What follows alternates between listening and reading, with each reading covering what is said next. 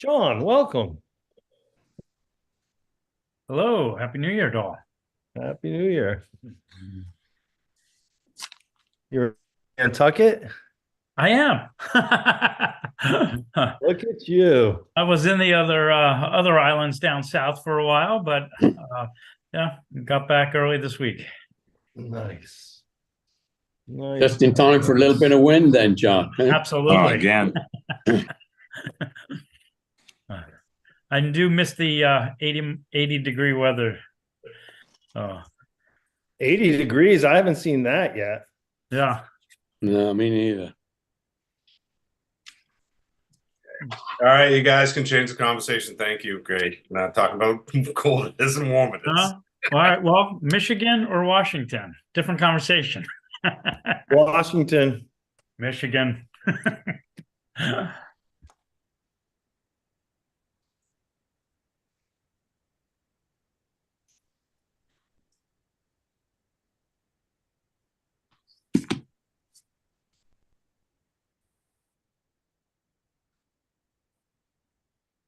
What are we waiting for? Barry? Who's got the oh, is that Joe's wintry shot he's got there? Yeah, what's your point? It's freezing up here. I just want to let you know. 68. It's like 95. Ooh. 68 tomorrow. Pouring down rain, thunderstorms, and tornadoes, but it's 68. Where is our good friend Barry? That's all we're waiting for, correct? Meg's going to be a little late. I don't know if you guys know that. She's in a meeting at MP and EDC. So we got Billy. We got no worries. Yeah, Billy, we're good. That's it. Oh, there he is. There we go. There we go. Welcome, Barry. Barry must be way north where the northern lights are. Great White North. Great White North. Okay. Gang's all here, correct? Yes, sir. And Mr. Chairman, before we begin, just to let you know, I've got a hard stop here at 6 o'clock. So I'm afraid I might have to vacate by that juncture. Well, we're sorry to hear that, and we might be a little jealous. Sorry for any inconveniences. We will soldier on. I know you will. All right, let me find my my little spiel here. All right, we are using Zoom in this meeting, which allows the public to participate in the meeting. As an attendee, the chair can request members of the public to provide their names for the purpose of keeping accurate minutes for the meeting. Attendees must register to participate. The registration link is unique to the meeting. The registration link can be found in the description of the Nantucket Government TV YouTube feed for the meeting. Attendees will join in listening mode. They can click the raise the hand button if they wish to speak. The chair will call on those who have raised their hands in order that they were raised. I'm sorry about my phone. All questions must be directed to the chair. As a preliminary matter, I'm Dave Iverson, the chair of the planning board. Please permit me that all members and persons anticipated in the agenda are present and can hear me. Members, Joe. Aye. Nat. Aye. John. Aye. Barry. Aye. And we have Abby and John. Aye. Great. Staff members, we have Billy, Here. Catherine, and Sarah. Here. Did I miss anybody? Anticipated speakers on the agenda. This is an open meeting of the Nantucket Planning Board, January 8th, 2024. It is being conducted remotely pursuant to Chapter 2 of the Acts of 2023. Ensuring public access does not ensure public participation unless such participation is required by law. This meeting will feature public comment. For this meeting, the planning board is convening by video conference via Zoom app as posted on the town's website, identifying how the public may join for Zoom meetings. Please note the meeting is being recorded and that all attendees are participating by video conference. Accordingly, please be aware that other folks may be able to see you and to take care not to share your computer. Anything you broadcast may be captured in the recording. We're turning now to the first item on the agenda. Before we do so, permit me to cover some ground rules for effective, clear conduct of our business and to ensure accurate meetings. The chair will introduce each speaker on the agenda. After they conclude their remarks, the chair will move down the line of members, inviting each by name to provide any comment, questions, or motions. Please hold until your name is called. Further, please remember to mute your phone or computer when you're not speaking. Please remember to speak clearly and in a way that helps generate accurate meetings. For any response, please wait the chair to yield the floor to you and state your name before speaking. If members wish to engage in conversation with other members, please do it through the chair. And then on one side note, there will be public comment in this meeting, and we're limiting it to 3 minutes per person. Would entertain a motion to approve the agenda. Mr. So Chair, moved. Mr. Chair, just one quick change to the agenda. 14 Trip Drive did continue to January 18th. Yes, Okay, thank you. with that, I'll make that motion with that change, Mr. Chairman. All right, Second. moved by Nat, seconded by Joe. Nat, Aye. Joe, Aye. John, Aye. Barry, Aye. and I'm an aye as well. We are going to continue minutes till next Thursday or farther out. Catherine? This Thursday, we can put it on for this Thursday. All right, great. Thank you. So, on to secondary dwellings. I know that Joe needs to recuse from 7 Hollowell Lane, correct? Correct. I also would like to pull out 1 North Swift Rock Road. We did receive a letter that I think some of you saw, and I just want to pull it out and explain that real quick. So, we're going to do tertiaries, secondaries and tertiaries all together. And yeah, secondaries and tertiaries all together. So we have William, oh, I'm sorry, we're going to hold that one out. We have Elizabeth Goulet, 51 Myacomet Ave. We've got Family Ties Act, 11 Alliance Lane. Salty Kisses LLC at 4 Weeder Avenue. Robert and Megan Blair at 16 Swift Rock Road. I'm sorry, I'm holding that one. No, that's different from the 1 Swift Rock is what I want to hold Yeah. out. Right. Yep. Yeah, okay. So 16 Swift Rock Road, Lee and Priscilla Saperstein at 20 New Street. We're going to hold off on Greenwall until we have a public hearing.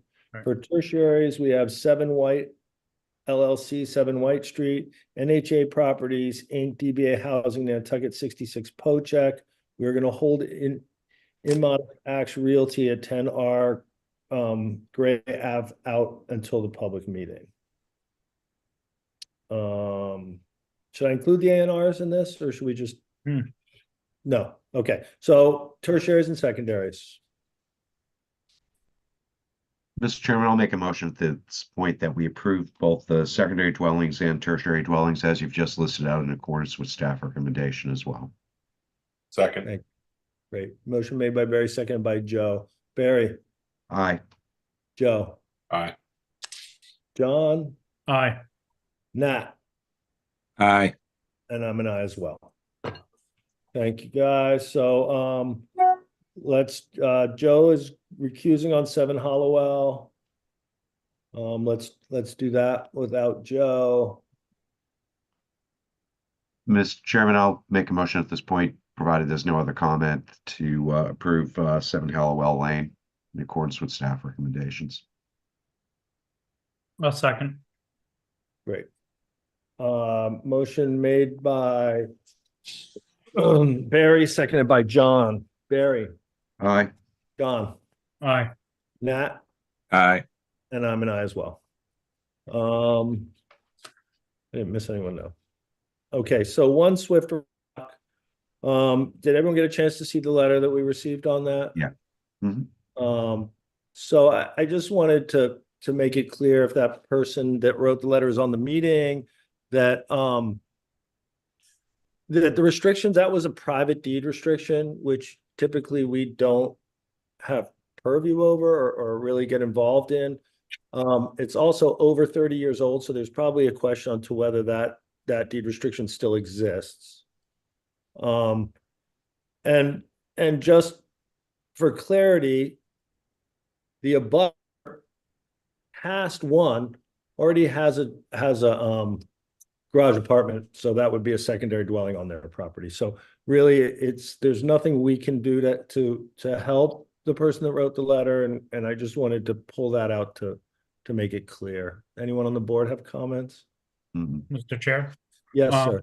Only that I agree, you know, the garage apartments used as a second dwelling, it's not like there's just one butter across the street at, I believe it was number 29 Eel Point Road, which is actually located on North Swift Rock.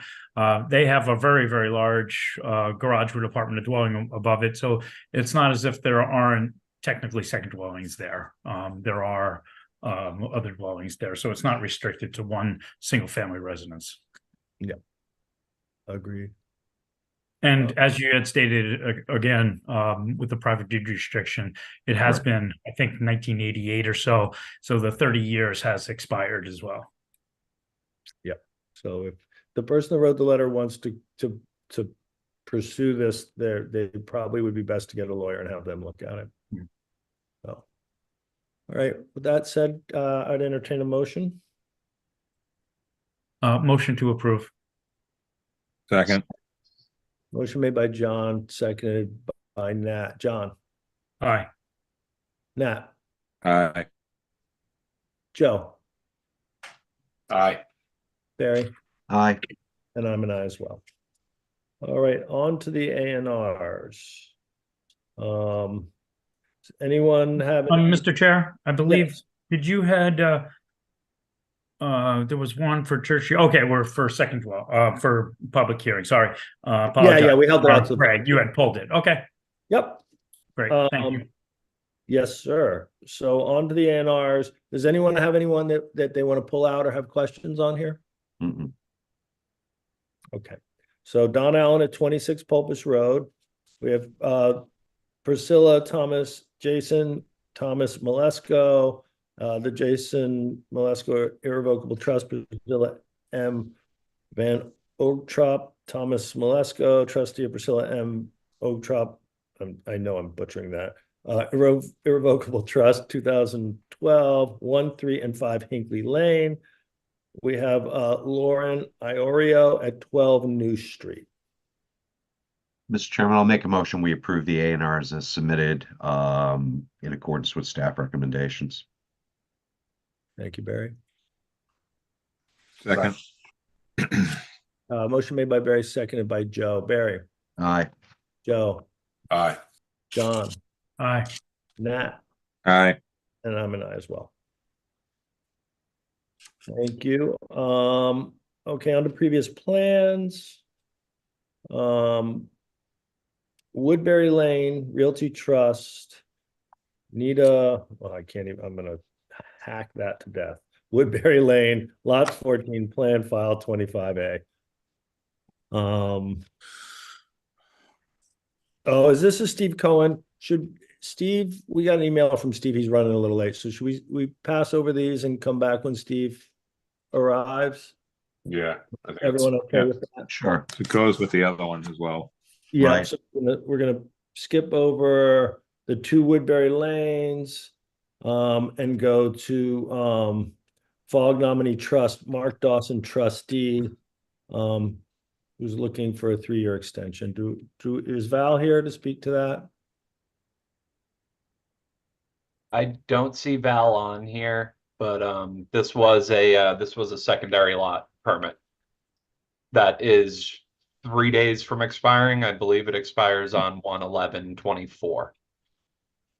Yes. Absolutely make that motion. I'll second that. Yeah, Any other discussion? Okay, great. Motion made by Nat, seconded by Joe. Nat, aye, Joe, Aye. John, Aye. Barry, Aye. and I'm an aye as well. All right.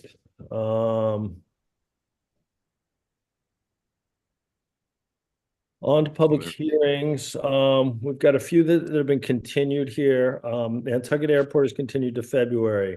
8 Wallbang and 48 West Maya Comet have been continued to February. Calnan Trust 21 Brewster Road is being requested for withdrawal without prejudice.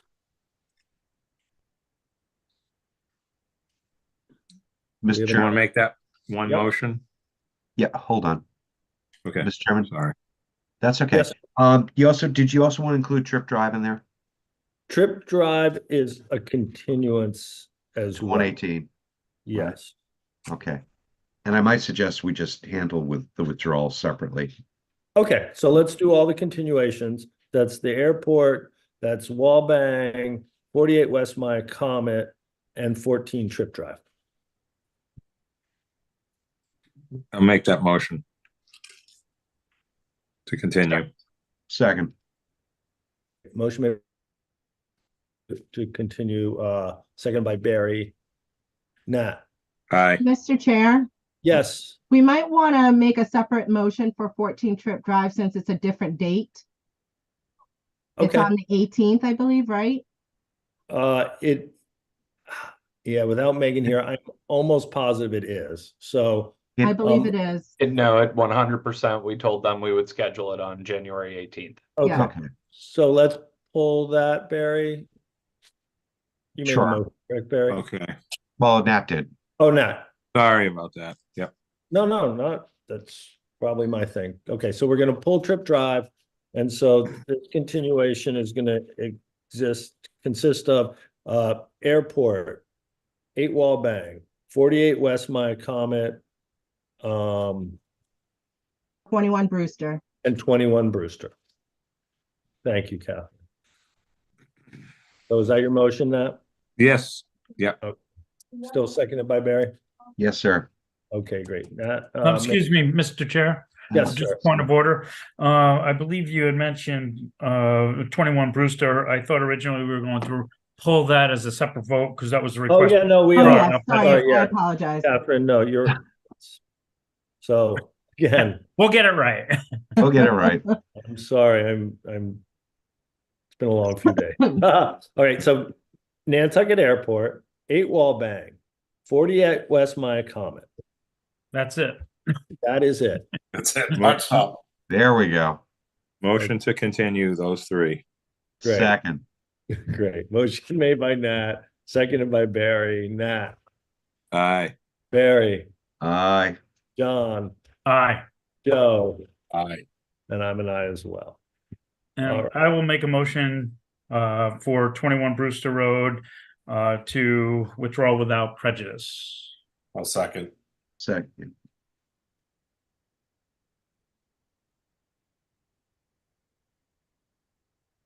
I Dave? think our chair Hey. froze. Dave? There he is. I'm back. I apologize. John, did you make a motion on Trip Drive? Nice. No, I actually made a motion for withdrawal without prejudice for 21 Brewster Road. Oh, okay, great. And And I was there a second. second? Yeah, second. Great. So a motion made by John, seconded by Joe. John, Aye. Joe, Aye. Nat, aye, Barry, Aye. and I'm an aye as well.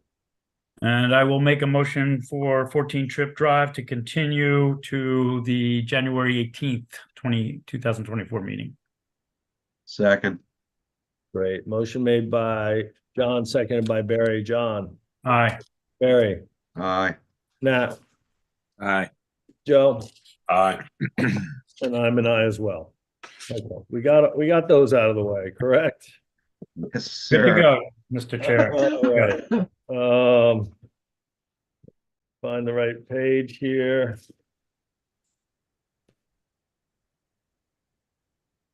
Holy stuff. Okay. So on to Acre 9 Hinsdale Road. Is that correct? Yes, and I'm moving Paul Santos over right now.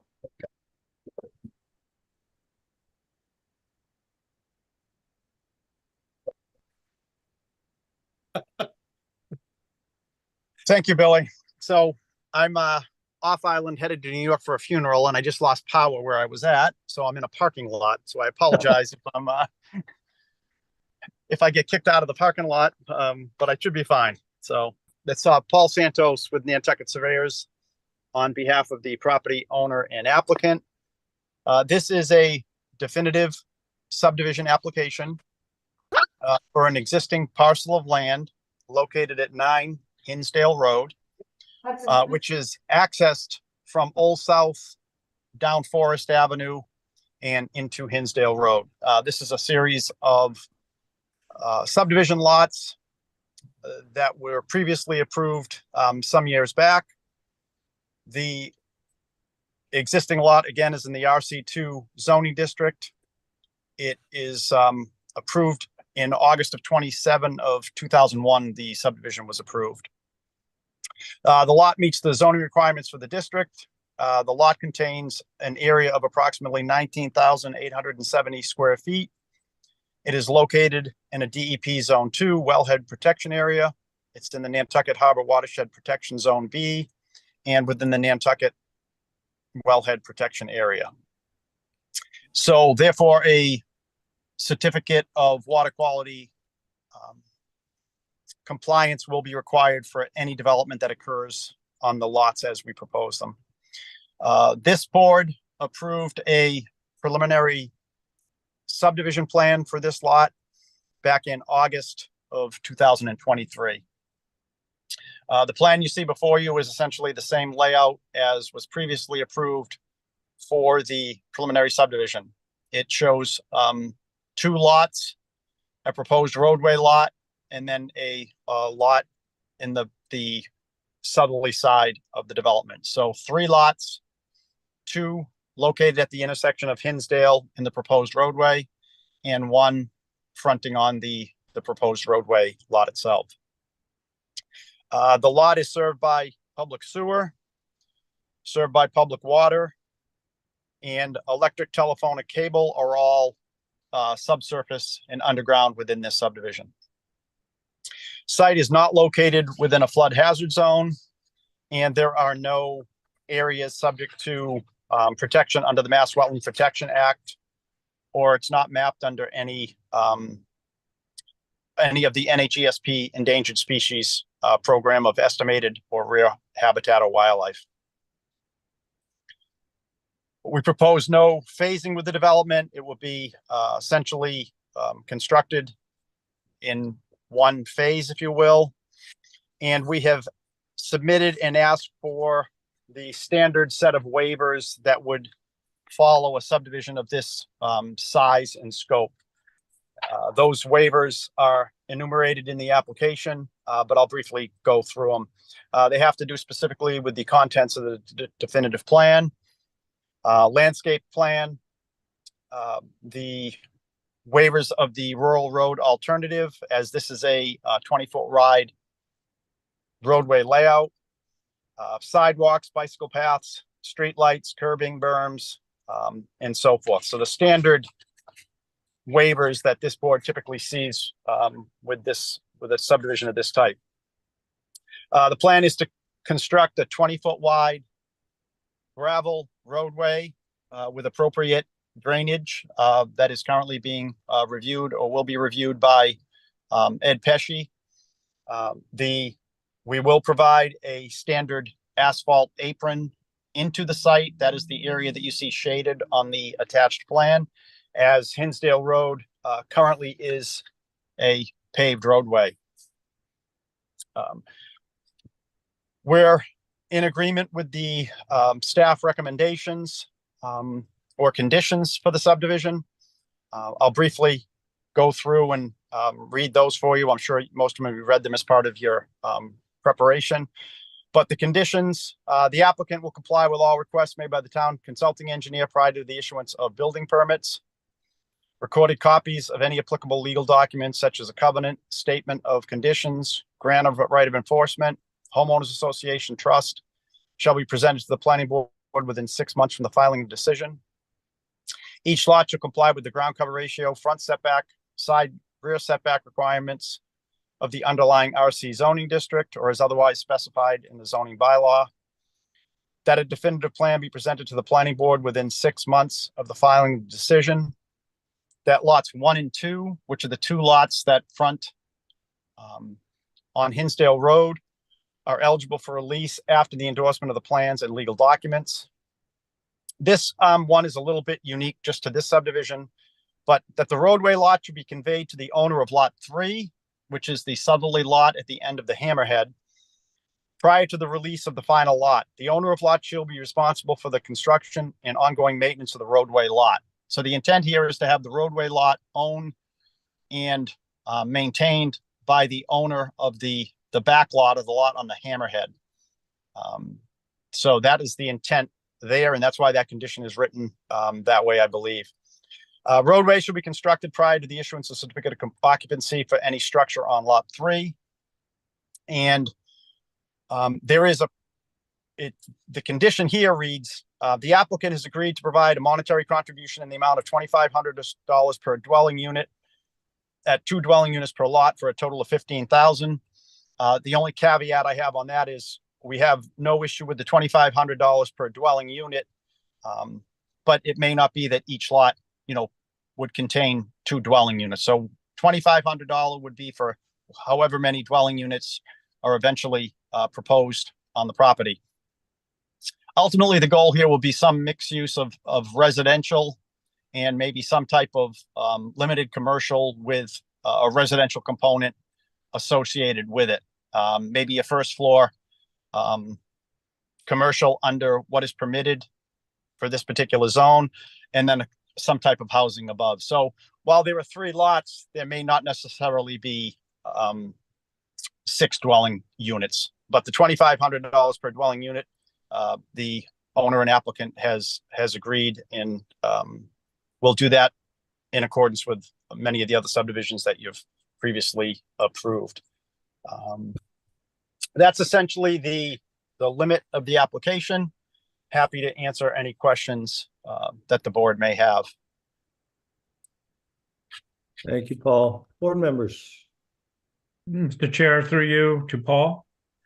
Paul, great explanation of everything. I appreciate that the owner and the applicant has agreed to the $2,500 per dwelling for pedestrian path and infrastructure, et cetera, improvements.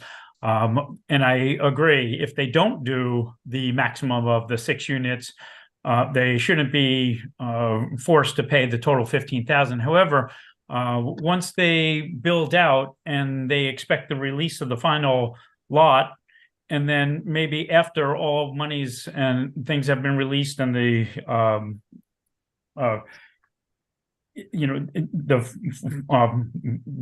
Form J has been cleared, at that point, somebody might, if they haven't built up the lots, put in another dwelling, and there's no recourse to try and collect that money unless, maybe some language would be for future expansion to maximize the 6 dwellings, then you would be forced to pay that $2,500, obviously. Just something a little bit more secure instead of loosely putting that and then having no recourse after all monies and lots and COs are released. Okay. If you see what I'm following. Oh, sure. I think typically, at the time of issuance of any building permit, that condition would be exercised. So right. I understand. And I'm just working, just pointing out, but I'm sure any kind of working with staff for language is fine. Yeah. Thank you. Thank you. Anybody else? Welcome, Meg.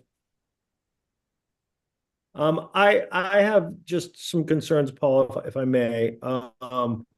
In Ed Pesci's report, and keeping in mind that we're in the wellhead recharge district, he listed some concerns about the stormwater management. And I know that Ed's letter came after the November 13th stormwater numbers that you provided us. So I just wanted to make sure that that the things that Ed outlined in his about soil testing and other things, that those would be dealt with. Yeah, we will deal with everything. And again, the condition, I think the way the condition was staff recommended, the applicant will comply with all requests made by the town engineer, consulting engineer prior to the issuance of any building permit. And Yeah. we will do that. And then in addition, also the certificate of water quality compliance is somewhat tied to that. So. Great, thank you. So my only concern with that is that if that doesn't go as planned, you're gonna have to come back before us to make changes to the subdivision? No, not necessarily. That's the lot layout, the lot configuration, none of that will change. It's just a question of satisfying the requirement for the drainage infrastructure within the subdivision roadway.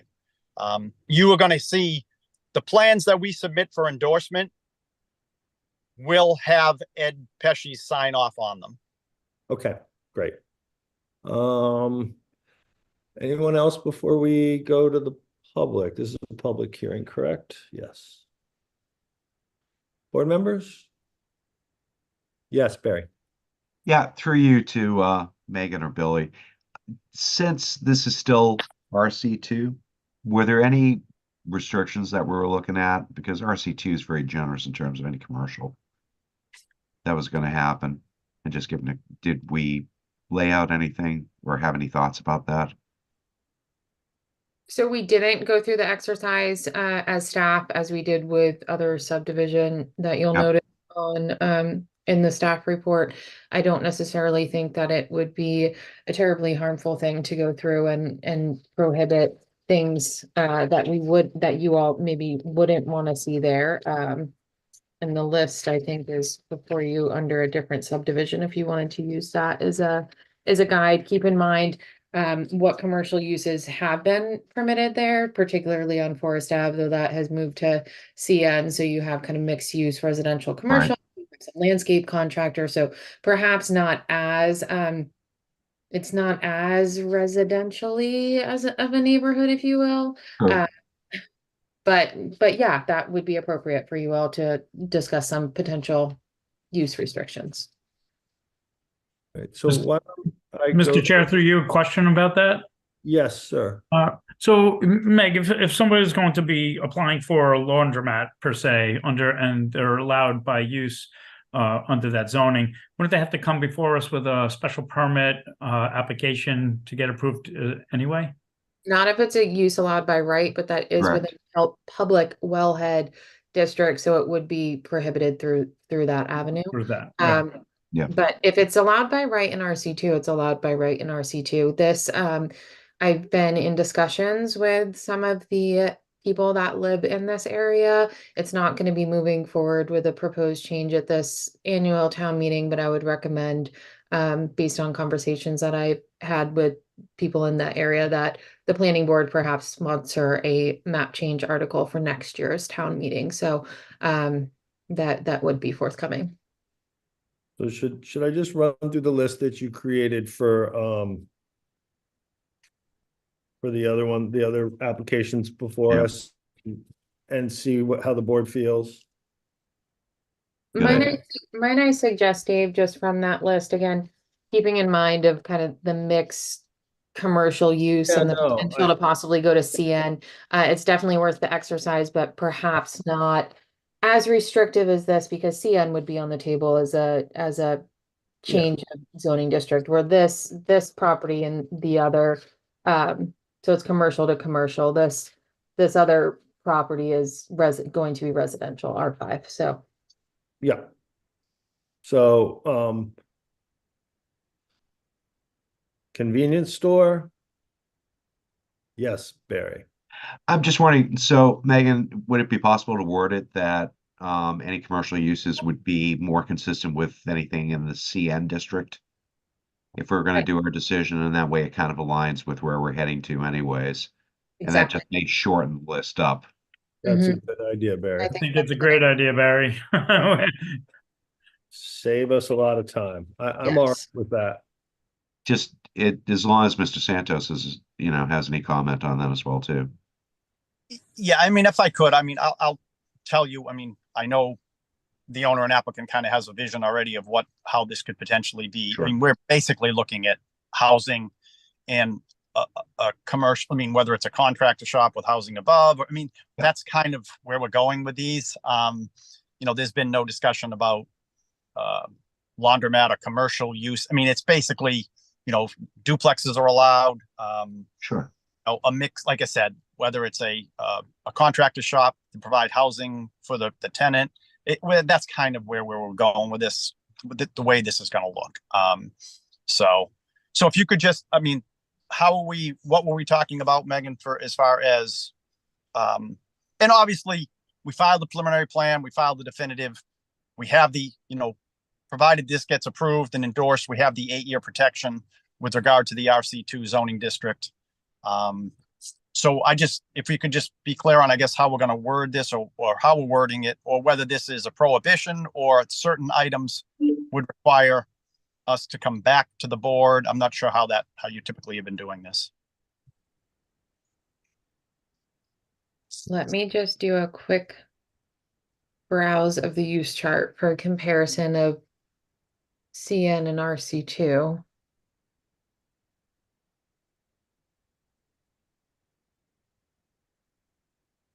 So like takeout wouldn't be allowed, takeout restaurant, which it doesn't sound like you'd have any issue prohibiting that to be consistent.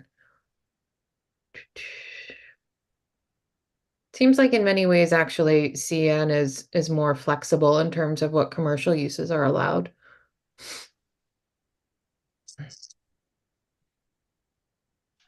I guess if we could ask that through that week with the client, we come up with a review of whatever staff feels appropriate.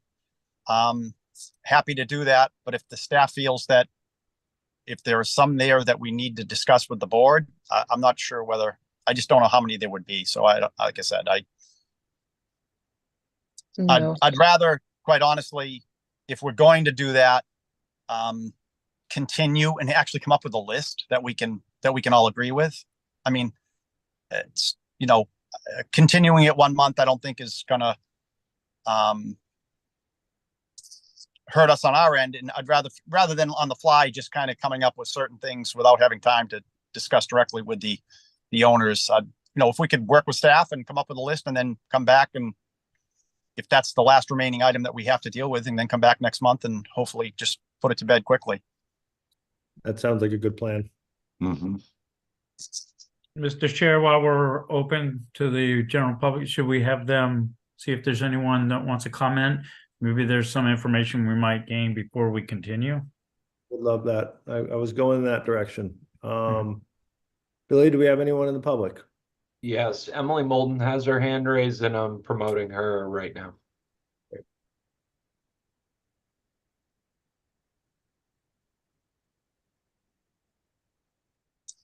Okay.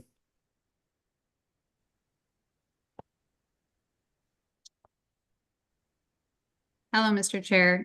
Sorry that took a moment. Thank you very much. I just actually wanted to make a couple of comments that are sort of in line with some of the items that you've just discussed, namely the requirements or the recommendations that Ed Pesci had made in his review. I know that there were a number of those in there, including some justification of the waivers provided. Paul addressed that a little bit. Fire department review, signed operation and maintenance plan. But I think the two that I had really wanted to bring to your attention was just the, again, request for soils information and test pit info, which really helps to ensure and demonstrate that the stormwater infrastructure will perform in the way that it's designed and intended to. And I think that that one, along with his noting the need for some additional pretreatment per the requirements for being within the wellhead recharge district, that those are two items that are a little bit more significant. And I think generally, because they can have implications on the actual design of the stormwater infrastructure itself, that it would be appropriate and prudent for the board to look for that information before closing the public hearing. It sounds like in this case, if Paul's thinking about continuing it anyway, then that might make sense. But I understand sometimes having some things taken care of after the fact, but those two seem a little bit more significant. So I just wanted to raise those. And then I also was going to ask about the uses in RC2, which the board has already taken care of. So thank you for that. Thank you. I mean, Emily, I share the same concern, but I feel if it needs to be signed off by Ed before they get a building permit, then I'm far more comfortable with that.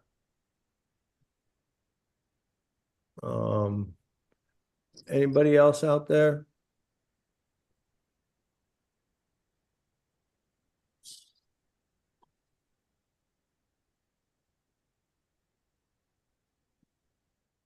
No, I'm Billy? sorry. There are no more hands raised. Okay.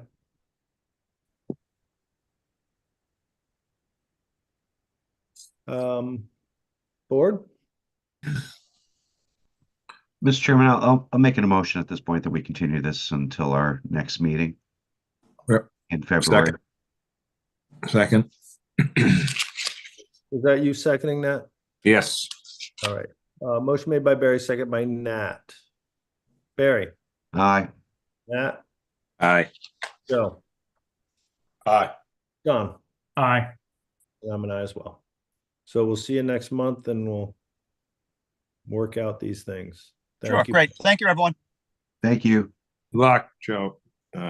Paul. Yeah, sorry, Paul, that you have to do That's that, okay. but safe journeys. I'm off to New York. Thank you.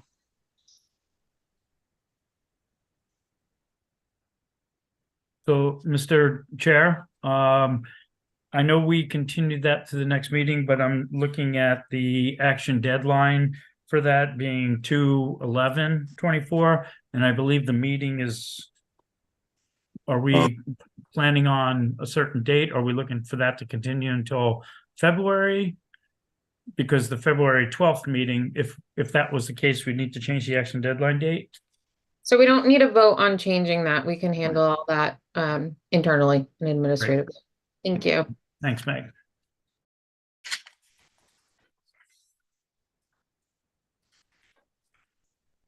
Okay.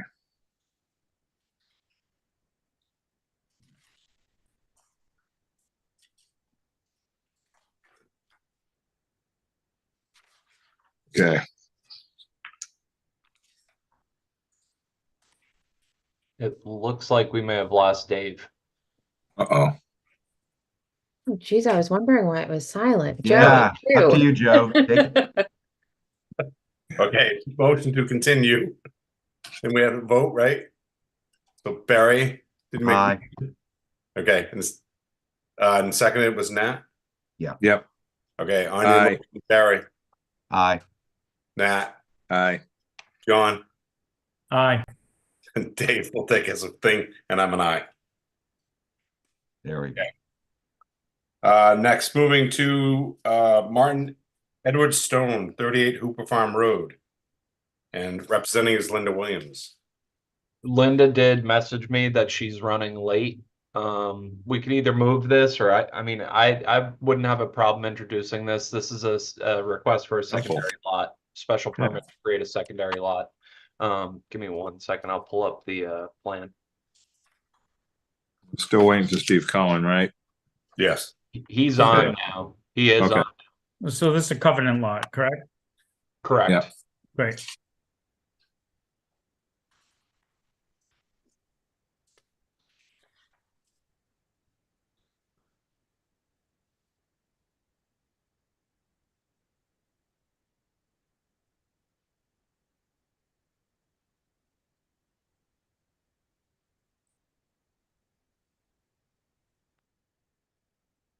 Okay, so this is a covenant lot. The covenant lot is the proposed lot 3, which has approximately 4,448 square feet of lot area.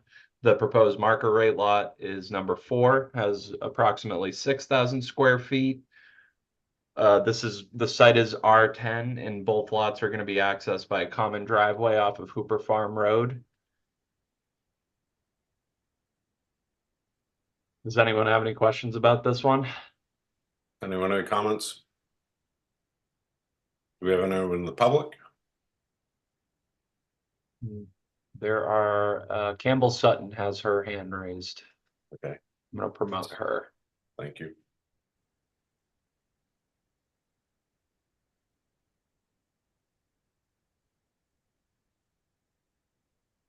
Campbell, you're on mute.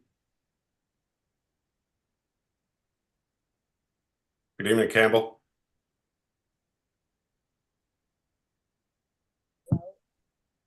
You're really low. Your volume's very low.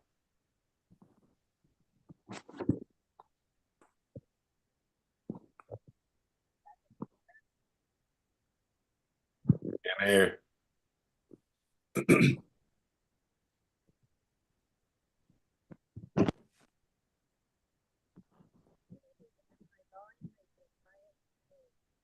Campbell, you want to drop out and then come back in, maybe? See if that would help.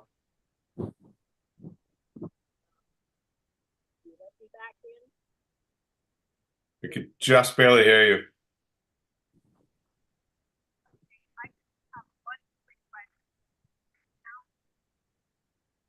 No. Can anyone hear her?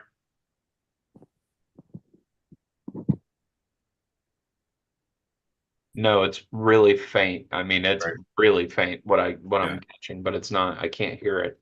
I feel like she's in the other room.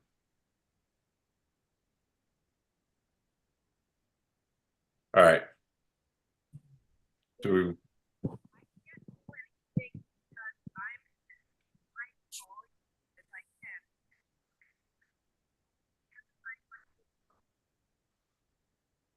No. Campbell, we can't hear you.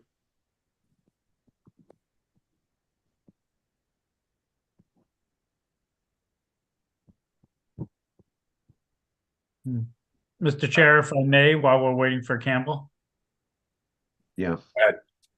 I'll just comment that this is fairly standard and normal. It's a secondary covenant lot with the restrictions for the affordability through the Housing Nantucket.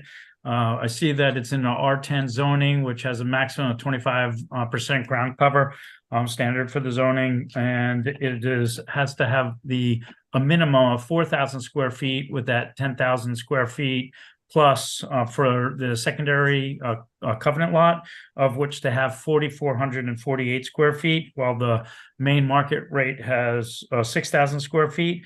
So we would, looking at the recommendations and the conditions, they're pretty standard. And if the main lot, number 4, were to have a second dwelling, it would be under the tertiary standards, not to exceed 900 square feet of living space. So I don't see anything that they're requesting in this application that is anything outside of something that we've always normally approved, just for clarification. Okay. Thank you. And Mr. Chair, Linda Williams is on. Okay. And one thing I just noticed in the staff report, I did have a typo there that the ground cover of both lots shall not exceed 7%. It needs to be 10% for the R10 district. Okay. Thank you. 25%. That's actually 25%. Sorry, 25. I'm sorry. Yeah. Yeah, it's okay, Billy. We know already. But didn't And to you correct send you, a Billy, modified one? Because I have a 25%. Yeah. Yeah. I think you actually do have 25%. No, you're right, correct. Billy, you're correct. You have 25% in the Yeah. in your staff report. But don't be so hard on yourself, Billy. You were correct. All right, can we, Miss Williams, go ahead. Do I need to answer any questions here? I'm just getting in from moving my uncle out of his house, so I didn't hear what Campbell's question was. Is there anything I have to clarify other than we're asking for the reduction of the common setback from between the lots? We did not hear from Campbell Sutton. She was on, but she keeps coming on and off, so. That's the only thing we're asking for. We're still sharing the driveway. And frankly, I don't think there's room on at least the owner's lot, which is going to be the covenant lot for another structure. And I'm not sure there's going to be one on the other lot. So I think we're pretty much what you see is what you're going to get. Okay. Billy, I see Campbell back in the attendees. Can you swing her over? Yeah, I moved her out and I'm gonna try to move her back in. Okay.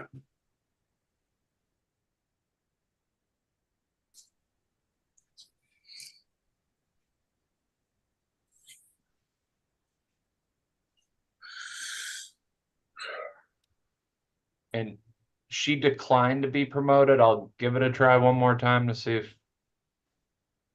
God's sakes. We might have answered her question without knowing it. Right. Billy, can I suggest, since she didn't have her camera turned on anyway, you don't promote her as, okay, never mind. I was gonna All say, right, sorry. people talking.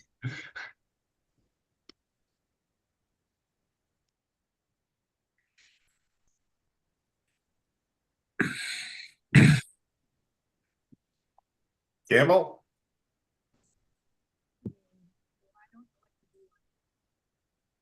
Campbell?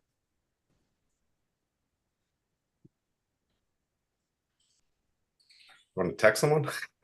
Jesus. I have her cell number. Do we really have to do that? Wow. I mean, Linda, she did raise her hand, so I'd like to just hear her comments.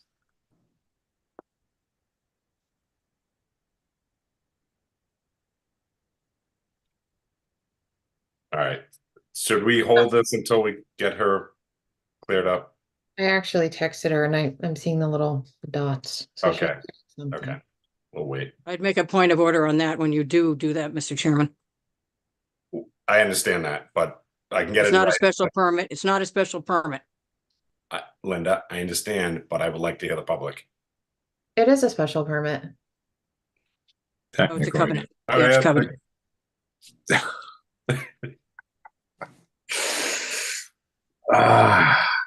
Campbell said not to worry about it. Do not wait for me. Okay. Okay. So just my little comment, I just want to make after all this process, I really appreciate the way the driveway's getting kind of fixed in its existing location, and people shouldn't be backing out because of the way it's laid out. It should work well. So just wanted to make that point. Okay. Anyone else? Of the board? Motion to close the public hearing. Second. Okay. John, on your vote? Aye. Nat? Aye. Barry? Aye. And I'm an aye.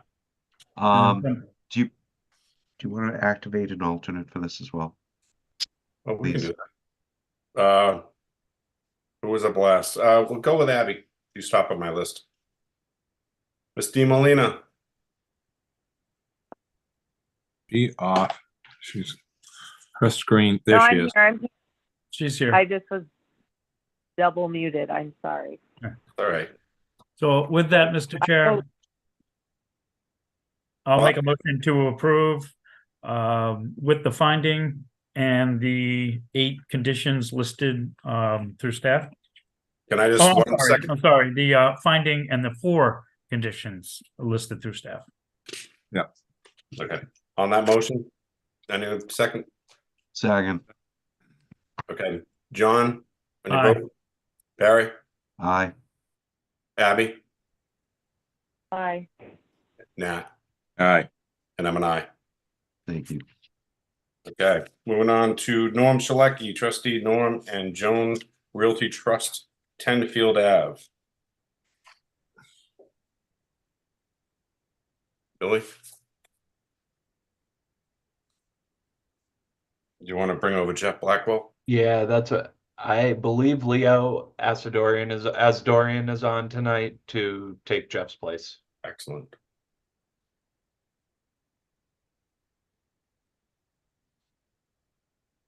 Leo?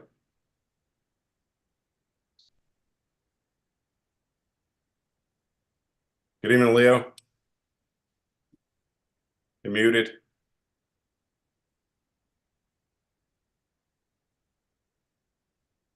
There we go. You all set? Yep, there he is. I'm filling in for Jeff. Jeff's away this week, and I did have involvement with this project. I actually designed the road and the drainage system, and just called on past projects I worked on, and know what Mr. Pesci really likes to see. In any case, you have a 7-lot subdivision, 6 buildable lots. This subdivision AR application was preceded by a preliminary plan and approval. Leo, I think you're on the wrong hearing. All right, well, I was outside the office, so I don't know which one I are we on? think, Joe, Yeah, aren't we on Enfield one? Ave? Lucky, Tenfield Ave. Enfield Ave. No, I'm not familiar with that one at all, to be honest with you. This is straightforward. I can go through that if you all want, or Billy can. It's a straightforward secondary residential lot, just like the prior one you just went through. If you want to pull up the screen, Billy. Yep. Oh, hold on. Robert Wykowski's here. I think he was the attorney representing this with Jeff Blackwell, if you want to bring him over.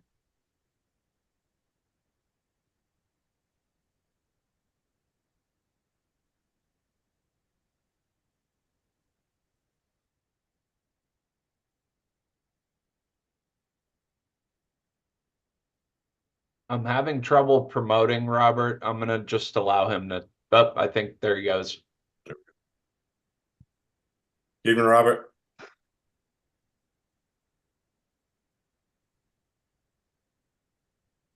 You're on mute, Robert.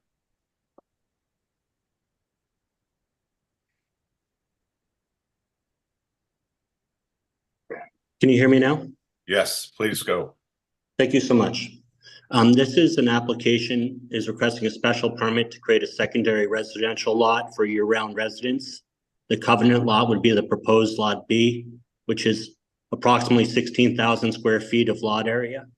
The proposed market lot would be lot A, has approximately 19,826 square feet of lot area. The applicant is requesting that a waiver of the shared driveway requirement be granted. And it is noted that both of the driveways access are pre-existing, and both lots will be accessed from Field Avenue, which is a private dirt road, and the site is zone LUG1. And we would ask that the staff approve this, we'd ask that the board approve this based on the staff's recommendations, that the proposal advances the intent of the zoning bylaws by creating housing for year-round residents, and that the separate driveway access is not contrary to sound traffic and safety considerations, would have no adverse effect on the scenic or historic integrity of the neighborhood. Okay, thank you. Thank you. Board members, do you have anything before I open up to the public? All existing. Okay, anyone in the public? No, there are no hands raised. Okay, so we'll close the public hearing. So moved. Second, and an alternate for this? Yep, John Kistner. Step up. Thank you. Okay, so Nat, on your motion? Yeah, motion to approve with the findings. Advances the intent. No, we got Whoa. You got to close the public. Oh, I thought we already did that. No, Sorry. no. Motion to close the public hearing. Barry. Barry seconded before. Yes. Yep. John. Sorry about the activated alternate. I'm sorry. Wasn't thinking about All that. good. All good. Yeah, yes, close public hearing. John. Sorry, point of order. I don't want to close it yet, if I'm going to make a comment, just to allow the public if they needed to comment on my remark. I'm just checking to make sure our I's are dotted and the T's are crossed. This is a lug 1, if I'm not mistaken. So does this require a minimum for 40,000 square feet for a covenant lot? And I maybe because I'm looking at the primary of 19,826 and the secondary is 16,000, so it doesn't add up to the 40,000 because you would need a minimum secondary lot of 15,000 and a minimum primary lot of 25,000. And I don't want to not approve the application, but I just want to make sure if there's something that we make sure it's legal and binding when we approve it. Megan, do you want to handle that, or do you want to go to Robert? No, it's okay. I think I can clarify it. So the zoning bylaw requires a minimum lot size for the secondary lot to be 40%, a minimum of 40% of the underlying zoning district. So since log 1 requires 40,000 square feet, is there a minimum lot size? The minimum lot size for the covenant lot is 16,000. So this complies with the required lot size. Okay. You say it's good, I say it's good. Okay. Thank you very much. Sorry for the inconvenience. All right, on the motion to close the public hearing. Again, John, Aye. and then John Kishner. Aye. Okay, members, what's your thoughts? I Anyone? make a motion at this point that we approve the special permit as submitted with the findings and recommendations submitted by staff. Do I have a second? Second. Barry, on your motion? Aye. Matt? Aye. John Trudell? Aye. John Kishner? Aye. Thank you. That is approved. Next, we are on to Salvador A. Aguilera and Porta and Maya Escobar, 72 Cato Lane. Mr. Chair, I'm going to have to recuse as I did in the preliminary approval. So I will say goodbye for the moment. Thank you. Okay. So I'm going to bring Stephen Welch forward and Miss DeMolina. All right. I was just gonna say, I got a text from Dave. He's sitting over in the attendees. If you wouldn't mind to try and promote him. Sorry. That would be good. Okay.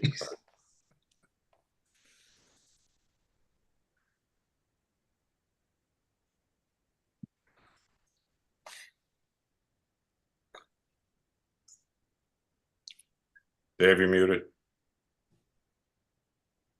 Good, because you don't want to know what I just said.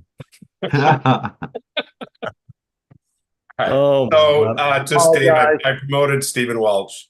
John, you'll have to wait the next one.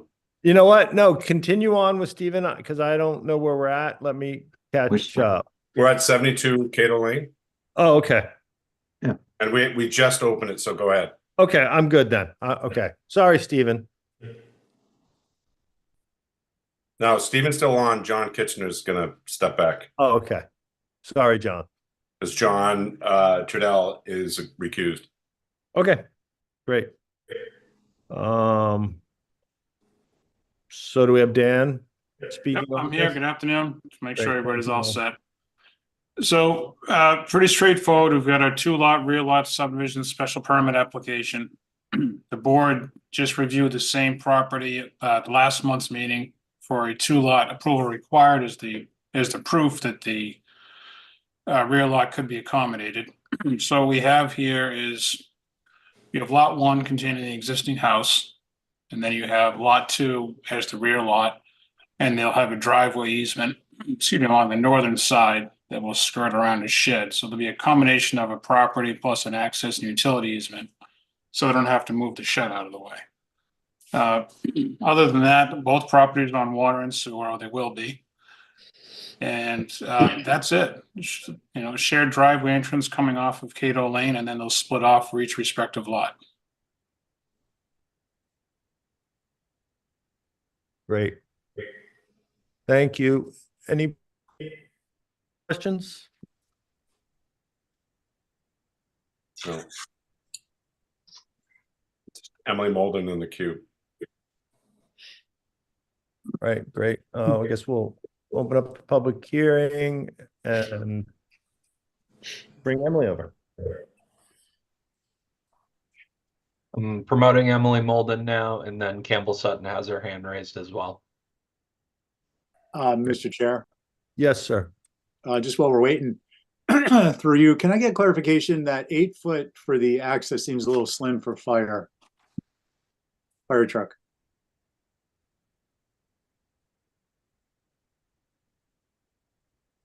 So, you don't want to, so you're seeing an 8 foot width, then we've got a 10 foot access utilities next to it, so it's actually an 18 foot accessible width.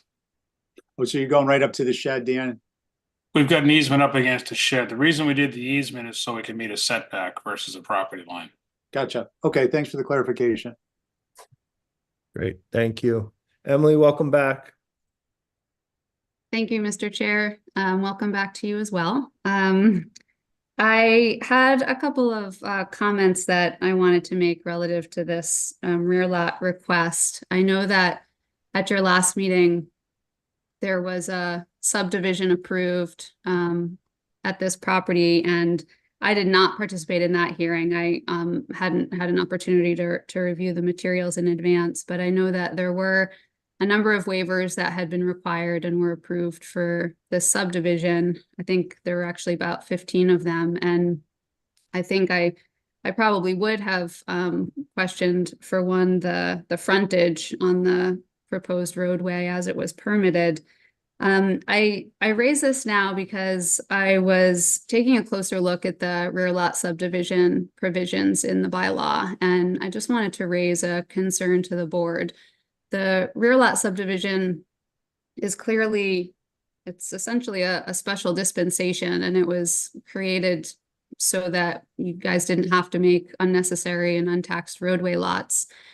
But one of the primary stipulations and requirements is that it actually meet all of the bylaw and subdivision standards and requirements. And if I may, just reading section D from the provision, it says the number of building lots shall not exceed the number which may have otherwise been created on a conventional subdivision plan, meeting all dimensional and upland requirements of the zoning bylaw and the requirements contained within the rules and regulations governing the subdivision of land, as may be amended from time to time.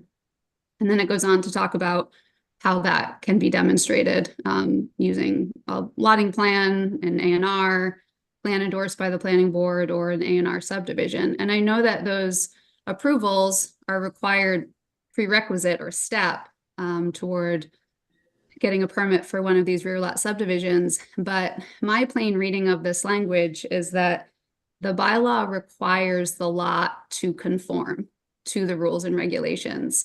And that if a lot requires the issuance of all of those waivers in order to create a subdivision, that it doesn't conform and therefore isn't entitled to a rear lot subdivision.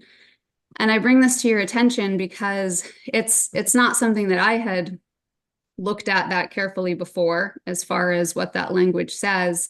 And I think it's important because I know that there's, there might be somewhat of a sentiment that if the ultimate objective is to go to a rear lot subdivision and not necessarily use these roadway lots, I don't know, maybe there's more of a incentive to grant some of the waivers for them, but I just don't believe that that's what this provision allows for. So I wanted to bring it to your attention because I don't actually believe that this subdivision is entitled to a rear lot based on what this provision says.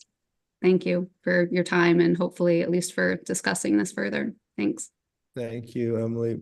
Meg, can you dive into that a little bit for us? Yeah, so I can try and provide some clarification on the processes involved with the rear lot subdivision. So the language that Emily was referring to would be to directly apply for the special permit for the rear lot subdivision. So the applicant would have to either show that they're eligible for an AR subdivision without waivers or an endorsed A&R subdivision. So that would mean they'd bypass that first step of going through the AR subdivision process. They'd go straight to the special permit. Now, if you can't meet a subdivision without waivers, or you can't divide through A&R, and you still want to proceed with a rear lot subdivision, because it doesn't create untaxed roadway lots, and maybe there's existing structures in play that you need to accommodate, you have to obtain approval through an AR subdivision with waivers first in a separate public hearing process. Wait until that appeals period has lapsed, and then the decision for the rear lot can be recorded. So I hope that helps to clarify kind of the process and procedure for rear lot subdivision. Thank you, Meg. And Uh, can I just add something to that, Mr. Chairman? Please. The other part that has been getting occasionally forgotten is we do not need to have in an AR, we don't have to have a 40-foot road. We can have a smaller road.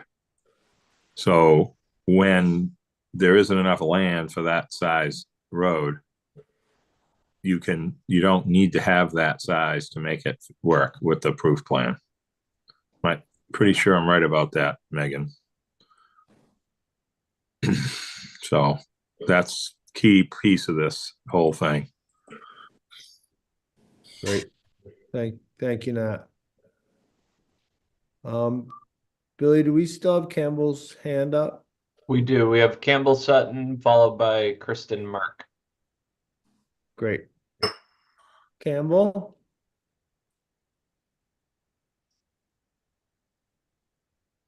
We still can't hear you, Campbell. I sympathize. I just went through this a minute ago. Can we keep Campbell up and bring Kristen on, and maybe Campbell can sort hers while Kristen's on?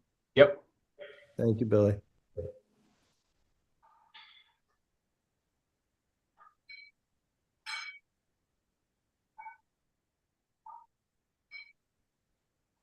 Welcome, Kristen. Thank you very much. Can you hear me? We can. Oh, good. Thank you. I just had to change to my cell phone from my iPad because I couldn't get it to work. So this is new to me. A few of the things, that I'd sent to you in my comments earlier have already been addressed and clarified for me. But I did just want to double check and make sure I understand the plan that I'm looking at. I see that, as I understand it, in order to subdivide that, you have to have road access, and that's where on the the plan it comes in. I guess it's 20 feet wide, but then it narrows and then widens out again. I mean, that's agreeable that it narrows like that. Is that primarily to enable them not to have to move the shed? Just curious about that. That was answered earlier. It was? Okay, I Well, missed that. Paul can, I'm not sorry, not Paul. Dan. Dan can answer that again, please. Okay, I'm Can you sorry I clarify missed for her, that. Dan, please. Yes, she's correct. The property line shapes around the shed, so we don't have to move the shed, and then we put an easement in its place. It effectively provides the same access without having to provide a setback to the shed. Okay, the easement though, is that primarily that's for the utilities, correct? The easement, so there's an easement that goes in conjunction with the 8-foot property line that's for utilities and access, so they can have both. You say to have access? I was under the impression that they were gonna have access. I mean, access to the back lot by vehicles is gonna go between the shed and the existing house, is that correct? Between the shed and the property line, I believe. And it doesn't show the road because that's in the easement portion, but the road will be right next to the shed, correct? Dan? Correct. The driveway will come up right behind the shed, essentially. The driveway will not narrow, though. I think that's what she's concerned about. That's correct. Its driveway will stay the same width all the way back. Yeah.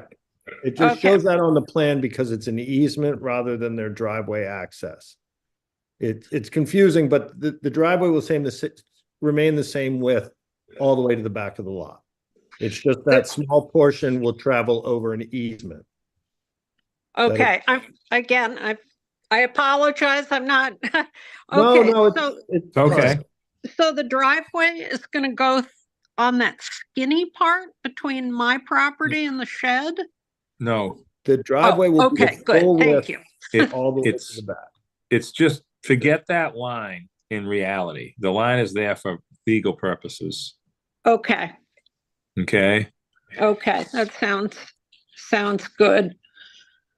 All right, are there, I mean, again, I'm not sure at what point this stuff comes in, but I mean, are there any considerations given to, the increase in traffic this is going to cause, as well as the configuration of the current parking?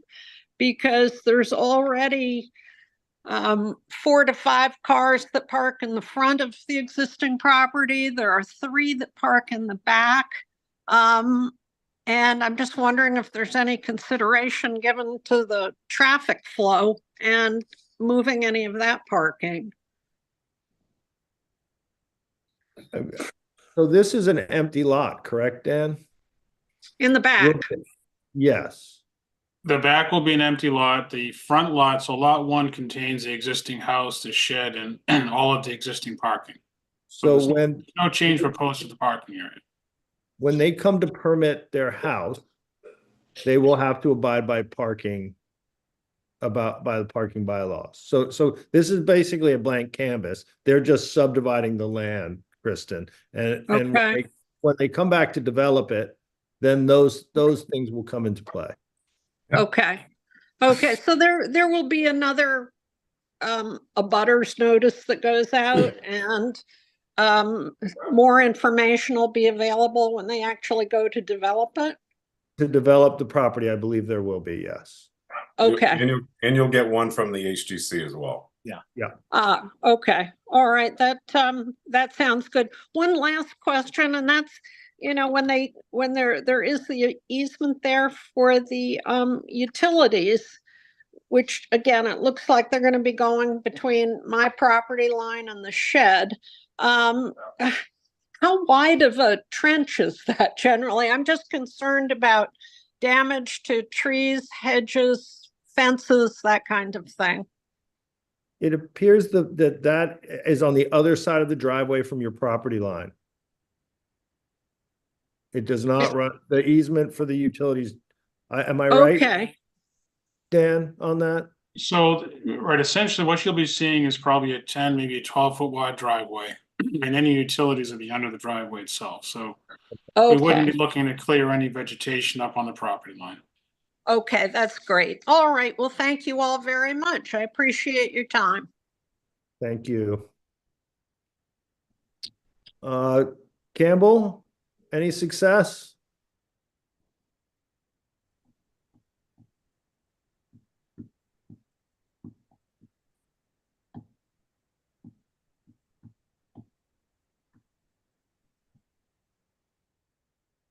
Wait for a minute.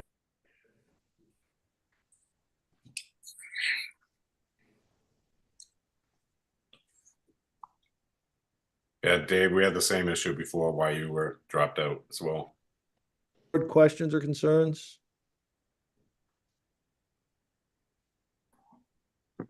Megan, you want to text Yeah. her? Yeah, she's actually texting me. She's trying to download Zoom on another iPad, but she said, "Tell him no, please." So she's all set. No, tell him no what? She's all set. Yeah, she Okay. doesn't have a comment. I apologize, Campbell. I went through the same thing. Board members, your pleasure. Motion to close the public hearing. Second. All right. Motion made by, I'm sorry, my computer is fried here. Steve. Okay, Steve, motion made by Steve, second by Nat. Was that? Second by Joe. By Joe. Okay. Steve, Yeah, is that a yes vote? yeah, sorry. Great. Joe. Yeah. Perfect. Nat. Aye. Oh my God. Harry. Yeah. Yeah. And I'm a yeah as well. All right, on to the merits. Motion to approve subject to conditions, staff cited conditions. I'll second. All right, motion made by Steve, seconded by Joe. Steve, Yeah. Joe, Yeah. Nat, Aye. Barry, Yeah. and I'm a yeah as well. Thank Perfect, you. guys. Thank you. All right. Now we are on to Immodest Acts Realty Trust, 10R Gray Ave, and we've got to double back after this and approve the tertiary if that's where we go. So, Meg, who do we have on this? I'm moving Art Gasparo over right now. Thank you.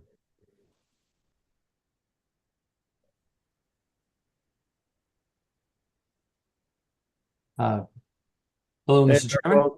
welcome. We've been having some technical issues, so hopefully they're getting straightened out. Okay, thank you. Would you like me to proceed? Please. So we're before you tonight with an application to modify an existing special permit so that the applicants can convert an existing structure to a tertiary dwelling. And this lot is about twice the size of the that required for the district. Shown on the plan before you in red is the proposed conversion, which would be limited to the 900 square feet of gross floor area for living space. So there's currently a primary and secondary, and then studio, and they would like to convert that garage studio to the tertiary. Great. Seems pretty straightforward. Board.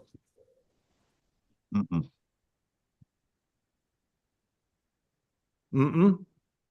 That's good. All right. That's what we want. Yeah, no, I'm good with this. I think that, we should understand why we're willing to do this now. We weren't willing to do this 2 years ago. Was it when we saw this originally? Maybe 3.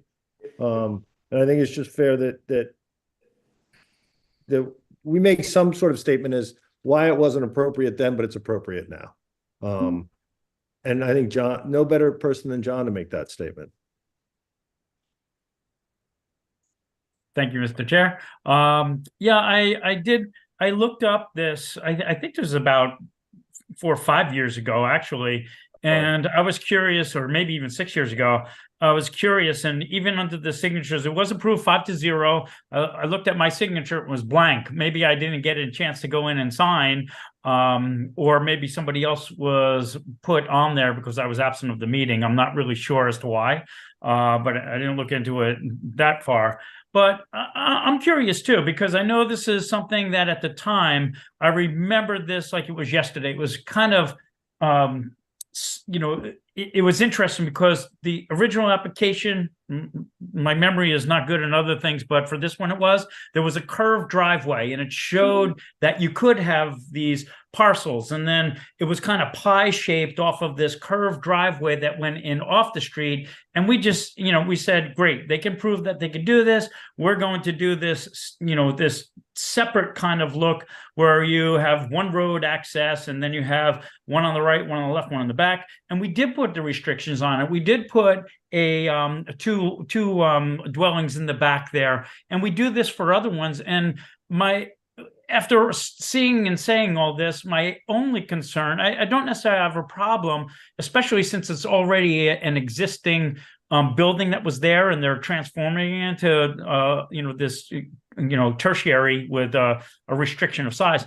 But I guess my biggest concern is that you open Pandora's box. Now, every time we approve something like this, we usually require a limited amount of dwellings there. So we say with these, 5,000 square foot, you can have one dwelling, and then you can have another dwelling on the other one, and then in the back lot, we'll give you two dwellings, a primary and secondary. I'm just afraid that all the ones that we had approved in the past that we did put restrictions on, and this is again number 4, I think, in the provisions that we had. All of a sudden, we're going to get reapplications for people that said, "Hey, I got that approved. Yeah, and I only got that approved 5 years. It's not even like a 30-year restriction that has lifted. This is within 5 years." And people are going to say, "Well, I want a tertiary lot. Now I have 3 dwellings and more traffic, more parking." I'm just worried that we're setting a precedent for future applications that we've already approved over the years to come back and add more density to an already dense subdivision, that we took one parcel that could have had 3 buildings and we approved it and made 3 separate lots, of which now we're going to have, where there could have been 3, now there's at least 5, even though they're still adhering to the proper ground cover. I don't know. I just want to point that out. Again, I have a different view on things when there's already a pre-existing building and it's not brand new construction that they're doing. And I get that, but from a point that was listed 5 or 6 years ago, just as you have brought up, Mr. Chair, there was a reason for it, and we should have at least a comment as to why we're allowing it. Thank you. Thank you, John. Yeah, I don't disagree. The original one, I guess, was before my time, but I know that it was been before us since then for so. And for me, this lot's twice the size of the 2 neighboring lots, and I think that is some justification. And Yeah. we're creating year-round housing, so I think that there's some wiggle room here. I can't speak to why the previous board makeup made that decision, but for me, if it was a smaller lot, I might think twice about it. But that the structure exists and that tertiary, someone's gonna have to live year round on this property, when we have a great need for housing, are some important things we need to take into account here. Anybody else? Let's open this up to the public. Do we have anyone out there, Billy? No, there are currently no hands raised. It's your pleasure, gentlemen. Motion to close public hearing. Second. Motion made by Nat, seconded by Barry. Nat. Aye. Barry.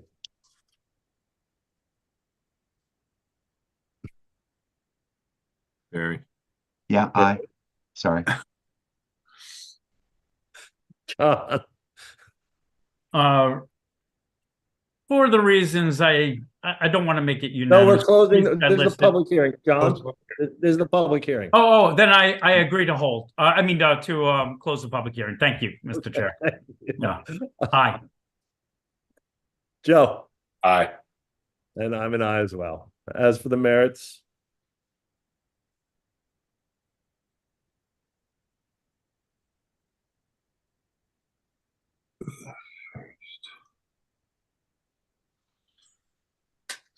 Barry. Barry, I see you got one brewing.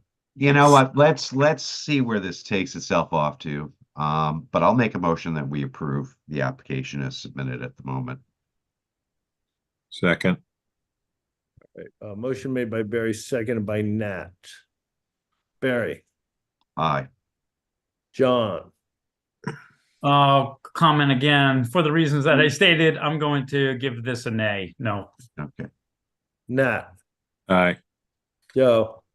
Aye. And I'm an aye as well. Thank you, Art. Respect your stance, John. Okay, we need to circle around and approve the tertiary Yes. on this. I'll make a motion at this point that we approve the tertiary dwelling that's submitted before us in accordance with staff recommendations. Second. All right, motion made by Barry, seconded by Joe. Barry, Aye. Joe, Aye. John, No. Matt, Aye. and I'm an I as well. Great. Thank you, guys. On to Joe Conway, Janet Snook, 67 Milestone Road. This is Art again.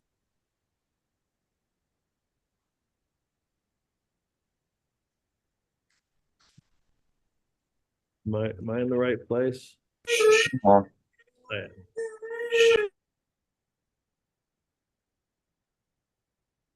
Hey, Art, welcome. Hi, thank you, Mr. Chairman. I prepared the plan, but the owner had filed the application. They're here and I believe could speak on it, or, you know, I'm happy to help out if needed, but I think they were trying to come before you, and I'll defer to Mr. Conway. Great. Welcome, Joe. We prefer if you did this with the baby in your arms, but he's got a cold, so he's being pretty aggressive right now. Oh. So yeah, he's hopefully he'll behave. We don't have the plot plan, so maybe Art could share that, but what we're looking to do is to turn what was the barn, a working structure, into a tertiary dwelling. It becomes a secondary dwelling, and make the tertiary dwelling into a home occupation. Thank you. Emma actually prepared it, so I'm just the talking head here. I knew where the brains lied. So yeah, it would be to amend the special permit that's there now, to, yes, turn the barn into the secondary dwelling and turn the current tertiary dwelling into a home occupation. But the structure is currently a little big per the tertiary dwelling rules, so we are asking for a waiver to allow the building of that size as the dwelling. Okay, great.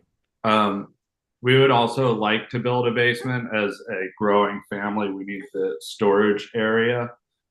We did notice that the planning, they put together a saying that we couldn't have any more than 2,000 square feet total. So just wanted to address that and bring that up too. Thank you. Great, thank you, Joe.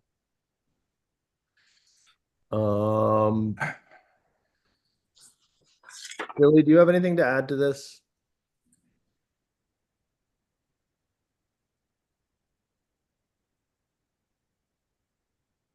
Can you hear me, Billy? I can hear you. Hang on one second. I'm just dropping this down. I don't have much to add on this. I'm trying to remember why we put the 2,000 square feet in. I believe it's because that's what was in the application, that the structure was 2,000 square feet of gross floor area.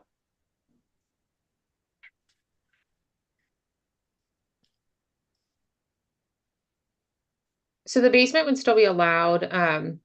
It's just you have to define whatever increase you're allowing beyond the 900. So you can have unfinished space dedicated to storage or utility, and that doesn't count towards that allocated amount. So if my recollection serves me, I think the 2,000 represents the ground floor and the second floor of the barn structure repurposed as a dwelling unit. And the basement can absolutely still be constructed, but unfinished unless further square footage were to be asked for or approved. Okay, we just didn't want to do something incorrect and cause an issue. Thank you for clarifying. Yeah, Joe, the problem with that for us is we have many people coming in looking to expand the size of a tertiary dwelling. And we did bump it up in the past couple of years through town meeting. But it puts us in a difficult situation. Even though it is for, you know, for your family, it just makes it difficult to explain away to other applicants. Is it for storage or is it for habitable space? Yeah, no, for storage. I mean, for now. No, they I mean, a crawl space technically, and Stephen Welch can correct me if I'm wrong, is anything 6'6" is a crawl space, technically. Yeah. Anything over that is habitable space. It's considered defined as habitable space. So he could do a taller foundation, but not meet He could habitable. do a full basement, he just can't finish it. Correct. Correct. Okay. I hate this argument. I agree, but Here's the thing. Isn't this the Bob Campe's property? Am I in the right place? Okay, that's what I thought. I'm sorry, I had to dust off the cobwebs a little bit. This was the first tertiary covenant on the Nantucket, I believe. And when they're existing, Mr. Chairman, this is where I'm going with this. You've heard this 1,000 times. The existing building issues gotta have a different way of thinking. Now, this is a huge lot in LUG1. How much ground cover do they have left? I mean, they can build other things on this property. So, I mean, to improve a property, even though they're not really going beyond the 900 square feet of living space or whatever the existing living space is now, because it's already built, by fixing the basement and making it nice, for storage and all that, I don't think we've run into a situation like this yet that I can remember that we've had this discussion before in a tertiary. Not that I can think of. And I don't think we should discourage. Did we have that discussion before? Off of South Shore Road, there was a property, had a similar situation with an oversized building, and it was actually a garage barn. And we talked about it back and forth, and ultimately it came down to, there are exceptions to the rules, and we're not trying to set a precedent by changing anything and creating something, but it's not a brand new building. They're not constructing it. It's already existing. So we had a little bit more flexibility. So that's the only one I can actually recall that had that situation. Yeah, I forgot that one, but I trust you because these are unusual. Like, you want people to be able to fix their properties to work correctly. But correct me if I'm wrong, Megan, they could build an outbuilding right now, a garage, because they have tons of ground cover here, don't they? Or do they not? Let me pull up the plan. They have up to I'm not 7%. trying to be, Art probably has this in his head, so I should have asked him. I'm sorry, I didn't mean to put you on the Or spot. sorry, up to 3%. Through you, Mr. Chairman, if I may. It says log, this isn't log Please, one, Art. then. Sure. This is log 3. We list the existing ground cover on the plan. There are some implications in the previous decision related to ground cover and the creation of the covenant lot that had been carved out of this one as well. So I don't think there's actually a lot of opportunity for additional ground cover. If I may, I would say that this is a fairly unique situation, as Mr. Lowell referred to the tertiary lot. And this board likely recalls that last year I did a subdivision of this property, which you don't see here, that created the first so-called tertiary lot. That was for the previous owner. This owner has didn't go ahead with that, finalize that subdivision with the land court, and has maintained this as a single property. So instead of having the tertiary lot with the other piece carved off, this all remains one large family property. And this is a little bit different, I think, than simply exempting the or causing an exception to the size allowed for a tertiary dwelling, because it's really more of a modification of the previous special permit, which simply had that language. You're not actually approving a tertiary dwelling in this case. We're proposing to actually convert that to a secondary dwelling. I mean, these are semantics, but I think they're important for the board to understand. And I think given that it's an existing structure, it's really just a modification of that other language so that they could proceed and have this secondary dwelling be of this size. So I hope that helps clarify it. So this in reality, the barn, right, will become the new secondary. And the one that'll be used for a home occupation will be a tertiary. Is that accurate? It would remain the tertiary. That would be my understanding. I would defer to staff, but that would be how I would understand it. So should we really be limiting the barn structure if it's really going to be the secondary dwelling, as long as it doesn't, I guess the primary,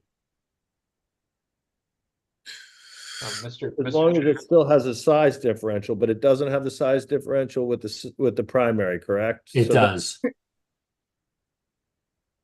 It still does have that differentiation. Ugh, can't speak. So really this barn, the 2,000 square feet that we're discussing here is really their secondary dwelling, not their tertiary. Mr. Chair? Yeah. Sorry, Meg. I Meg? don't think you could see her hand. I think I can maybe help streamline and clarify what is before you. This is a market rate lot of a secondary residential lot. In all of the secondary residential lot special permits or standard language put into place that the market rate lot retains the right to construct a second dwelling, but it must be constructed in conformance with tertiary size standards. This property has a primary dwelling. It has a secondary dwelling that is utilized currently as a dwelling that does meet the tertiary size standards, and it has a barn structure. What the applicant's proposing to do is to eliminate the residential use in that existing tertiary size, their secondary dwelling, convert that to be office space for their home occupation, and they want to renovate the existing barn structure and make that their second dwelling. By doing so, it does not conform to the required 900 square feet that's allowed by right. So they're before you for a waiver to be able to renovate that structure beyond the 900 square feet of living space. Does that help clarify? Yes. Okay. So we're back to the tertiary argument anyway. That's what the waiver before you is. It's a waiver of the size standard of the tertiary dwelling, which for the Conways is their second dwelling, but because it's the market rate lot, you have to configure what that initial special permit, the language put into place there.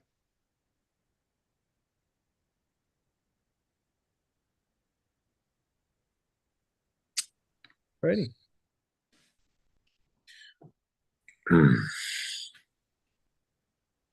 Do we have anyone in the public?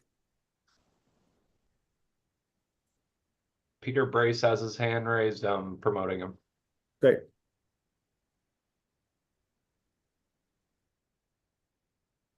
There's the mistake right there. It's 11-3. I'm just gonna allow Peter to talk. No, there he goes. He's going over. Welcome, Peter. You may be muted, Peter. All right, how about that? Yep, we can hear you now. All right, good. Good thing you can't see me. So, I am Joe and Emma's immediate neighbor to the north. I have that sort of weird beaker-shaped lot.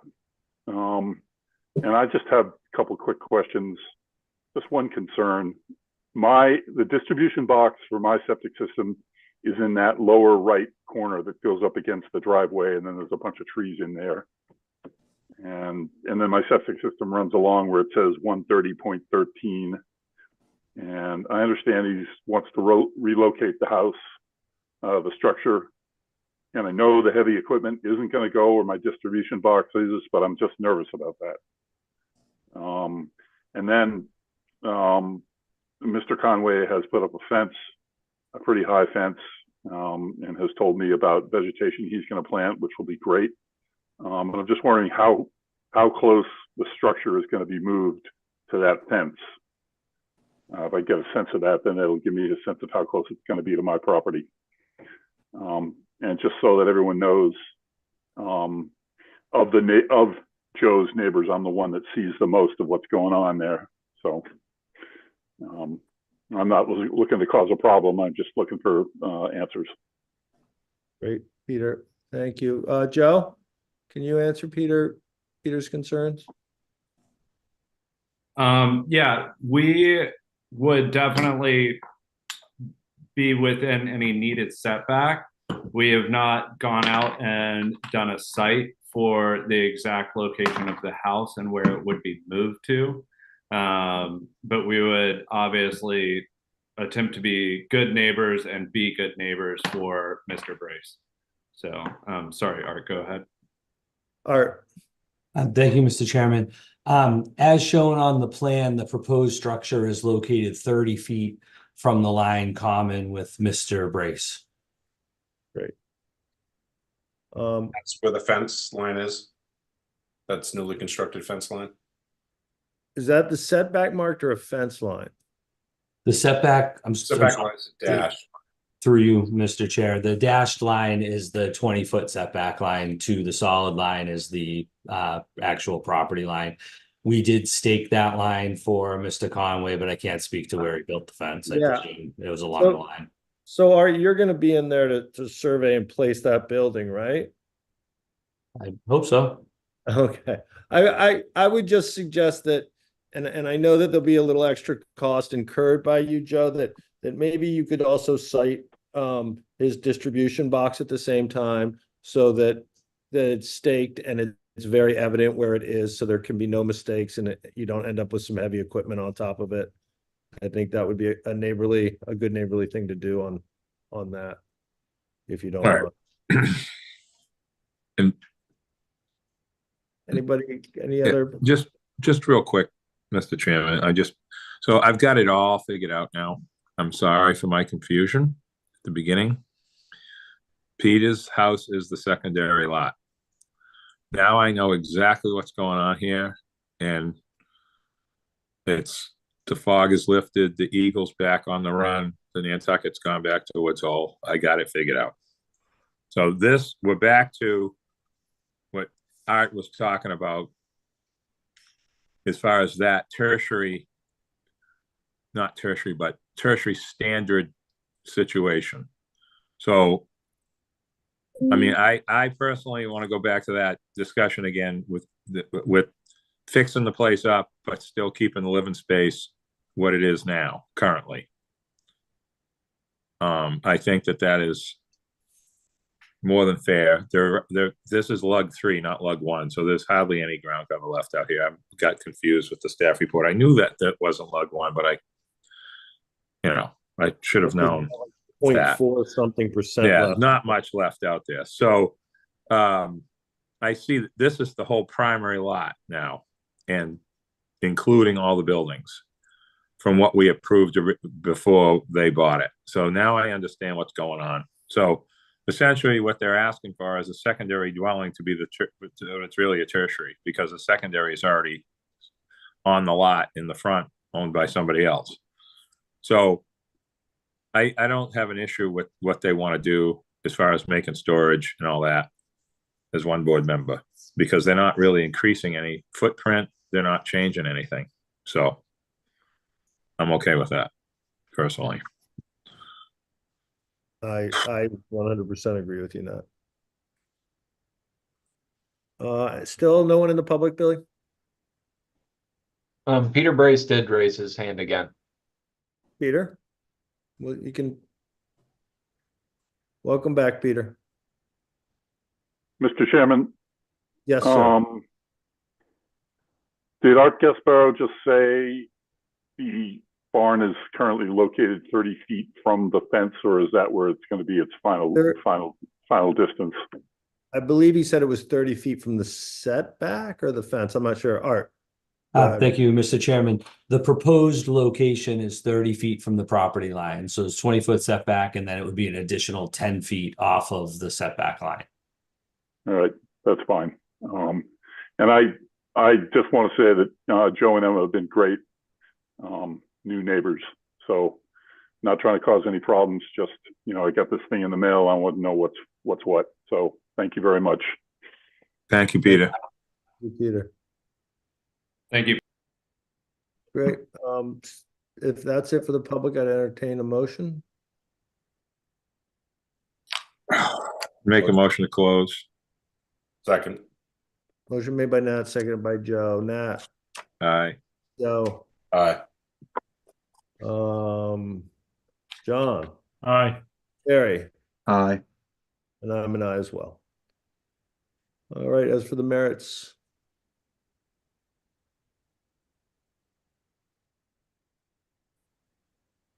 Make a motion to approve the following findings and conditions, findings 1 and 2, and the 4 conditions that are in the staff report, as well as the discussion by Art and the distances and the issues that Peter brought up. His concerns are taken care of. And I will second that. Great. Motion made by Nat, seconded by Joe. Nat, Aye. Joe, Aye. Barry, Aye. John, Aye. and I'm an aye as well. Congrats, guys. Enjoy. Yep. And do we need to vote on the, oh no, wait a minute, that's a different one. Nope. Never mind, got it. Sorry. This is the one that we've got to circle back on. Yep. Thank you, everyone. Thank you. Have a great night, guys. All right, so we're on to Greenwald, Gail, Roy Greenwald, trustees of Roy F. Greenwald Revocable Trust, 6 and 6A. Do we need to go back to those other ones from Steve? We No? do. Let's go back after we do this one, since I've already called Okay. this one. Okay. Welcome home, Stephen. Thank you.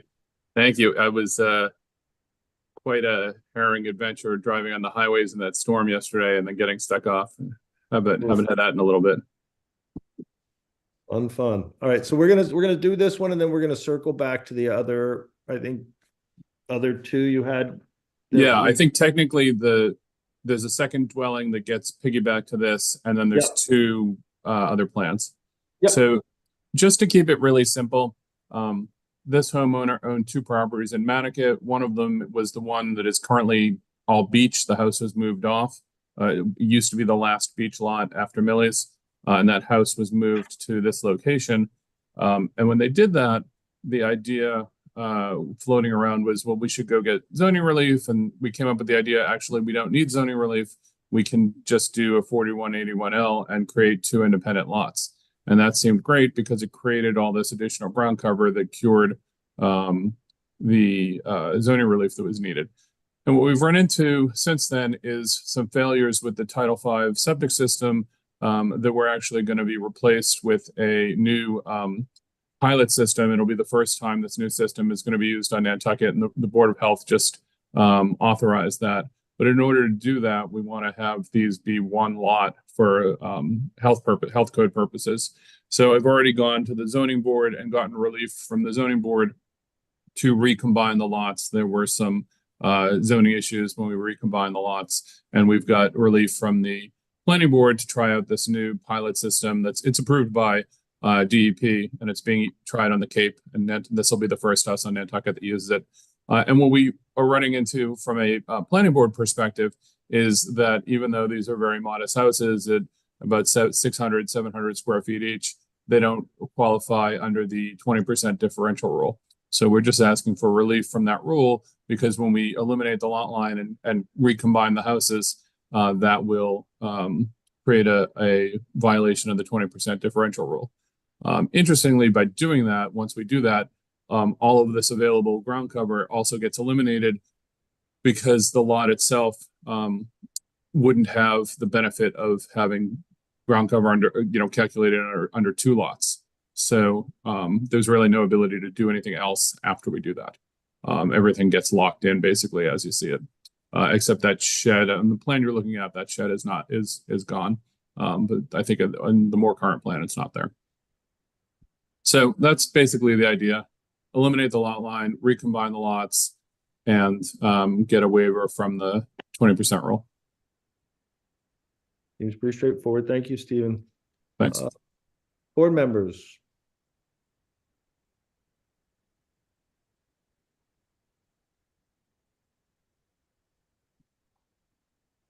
Comments, concerns? How's the public, Billy? Do we have any hands up in the public? There are no hands raised. All right. And we had a flash of a hand and it went away. Billy, I just have a question for you. Is the second dwelling need to be a separate hearing, or can that be done through this? No, the second dwelling should be a separate vote, please. Okay, that's what I Separate thought. vote, and we'll do it after this vote if it ends favorably for you. We'll just roll right into that vote, and then we'll go to those other two on. Thank you. Yeah. All right. If there's no questions, I'm all set. Okay. Make a motion, we close the public hearing, sir. Second. Motion made by Barry, seconded by John, I believe. Barry. Aye. John. Aye. Joe. Aye. Nat. Aye. And I'm an aye as well. And I'll make a motion at this point that we approve the application as submitted with the findings and recommendations submitted by staff. Second. Great. Made by Barry, seconded by Joe. Barry. Aye. Joe. Aye. Nat. Aye. John. Aye. And I'm an aye as well. All right, let's roll right into the second dwelling approval for that, please.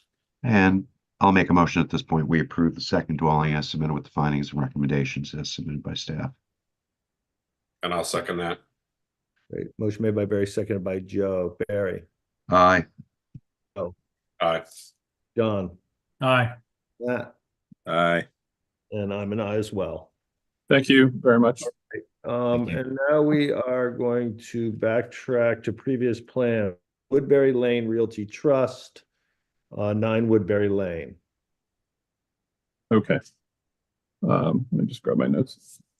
So these applications 9 and 11 are different applications by budding properties, but they're for essentially identical things.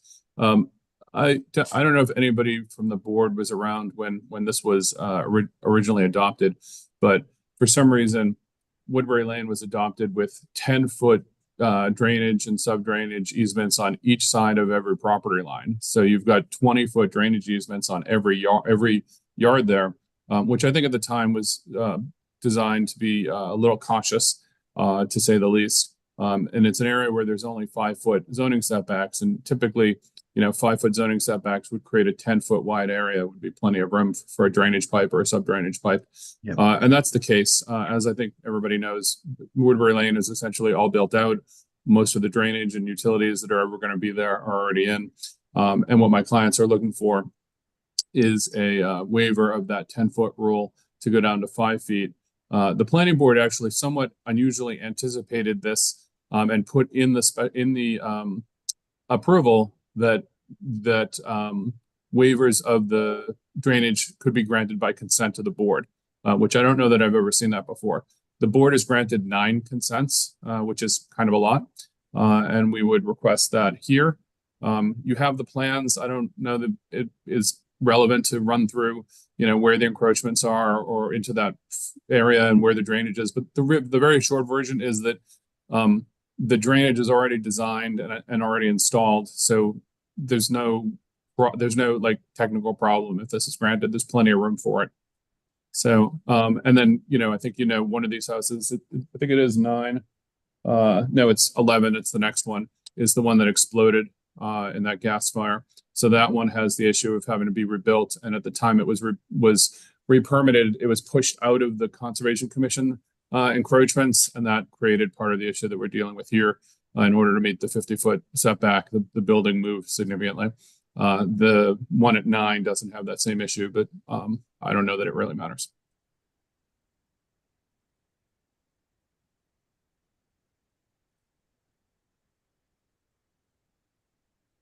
It's 6 o'clock.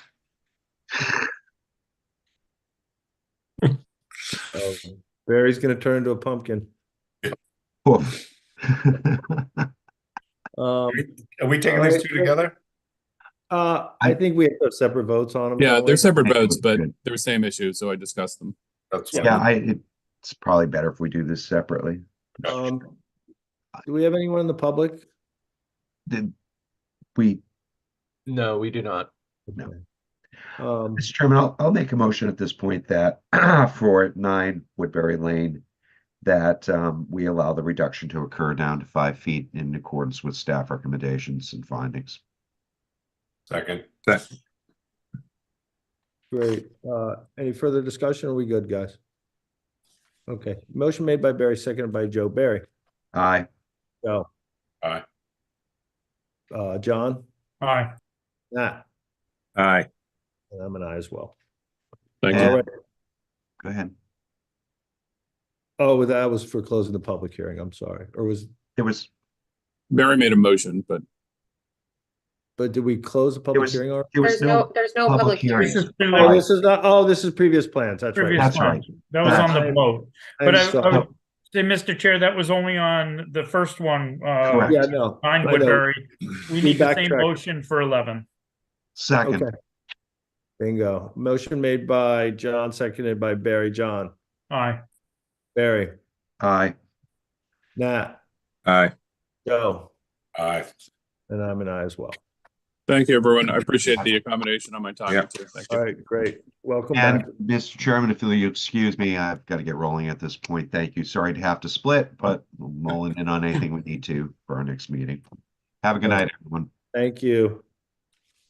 Okay, we are on to John Sherland and Julie Fitzgerald, trustees, 24 Appleton Road and 3 Knopska Way. All set? Hear me fine? Hey, Sorry. Leo's on this. I think that's a typo. Yeah, that Billy. was Art did Billy's? the plan. Art did the plan, but Jeff Blackwell is the engineer. Leo is here to represent the Oh, the okay. application. Okay. What happened was is Jeff put Art's name on the Form B. And if you look at the plans, it has our title block, letter to the town clerk, was Blackwell and Associates. But Jeff put Art's name down on the Form B, and I think that's where the confusion reigned. all righty, great. Well, welcome, and the floor is yours. Okay, do you want me to repeat what I said earlier? I'll be happy to. You have a 7-lot subdivision in front of you, 6 buildable lots. 7th lot being the roadway itself. The plan evolved from a preliminary plan that was approved by this board back in June of last year. And lots 1, 6, and 5 come off of Appleton Road, or lot 1 could actually come off of Knopska Way. Lots 2, 4, and 3 will have their access off the proposed road, or lot 7. And one thing I'd like to bring up right now is the preliminary plan showed the gravel road to be 16 feet wide. I wasn't involved with the pre-plan, and I discussed that with Jeff, and I thought that having a 16-foot wide gravel road just to service those 3 lots was kind of wide. For example, there are cluster subdivisions out here where we have a 14-foot road, Moores End Lane being one of them, and wonder whether the board, during the course of us making any revisions, would entertain us slimming that road down to 14 instead of 16 feet wide.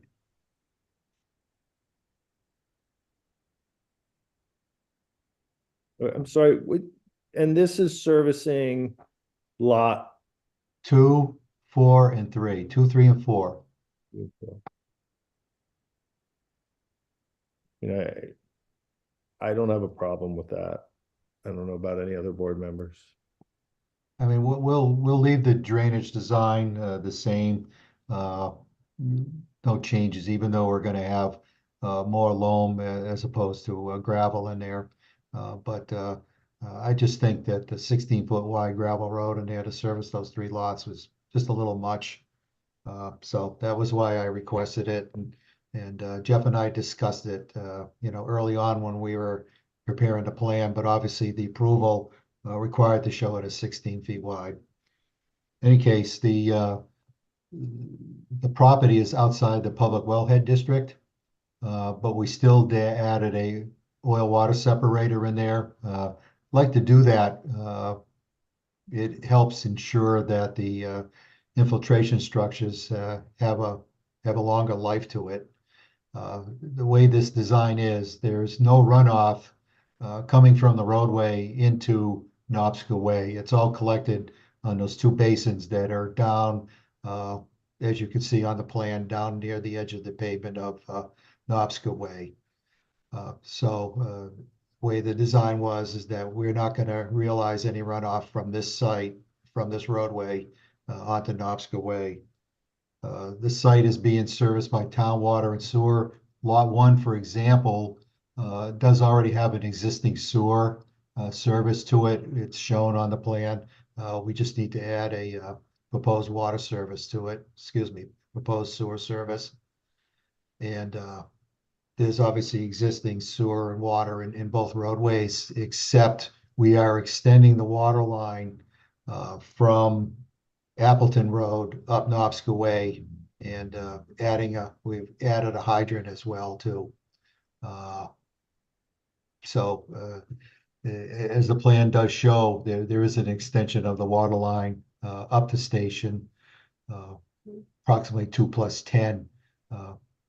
We hadn't discussed a hydrant location with the water company at this point in time, and we were kind of waiting for Ed Pesci's review on that matter. But usually what happens is if we extend water lines, and I've got another project out in Sconset where we're extending a water line about 2 miles, the water company usually designates where the hydrant's got to go. So we'll see if we can get one in there at any point in time, and they may not require it because there are hydrants out on Appleton Road itself. Again, we're going to be extending 1 sewer line up the proposed road and extending a 2-inch polyethylene service. This is the lot 4.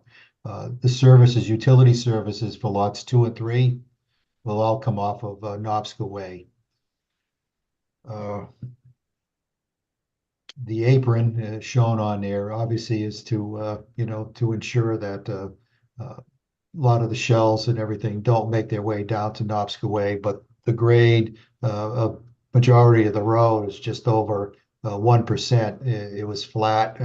We were trying to deal with the flatness of the property itself once you get inside the lot area itself. The existing structure that's there right now is Julie Fitzgerald's office, and I know she's going to be on this as well too. I think you're going to bring her in, and she may have some comments that the board might want to hear regarding the uses out here as well. But the plan does show all the utility services. I would imagine that lots 1, 6, and 5 will all be drops off the utility line out in Appleton Road itself. And that's pretty much it. I don't have any more comments to make regarding the design, and obviously we're waiting on Ed Pesci's review. Great. Thank you, Leo. You're welcome. Board members.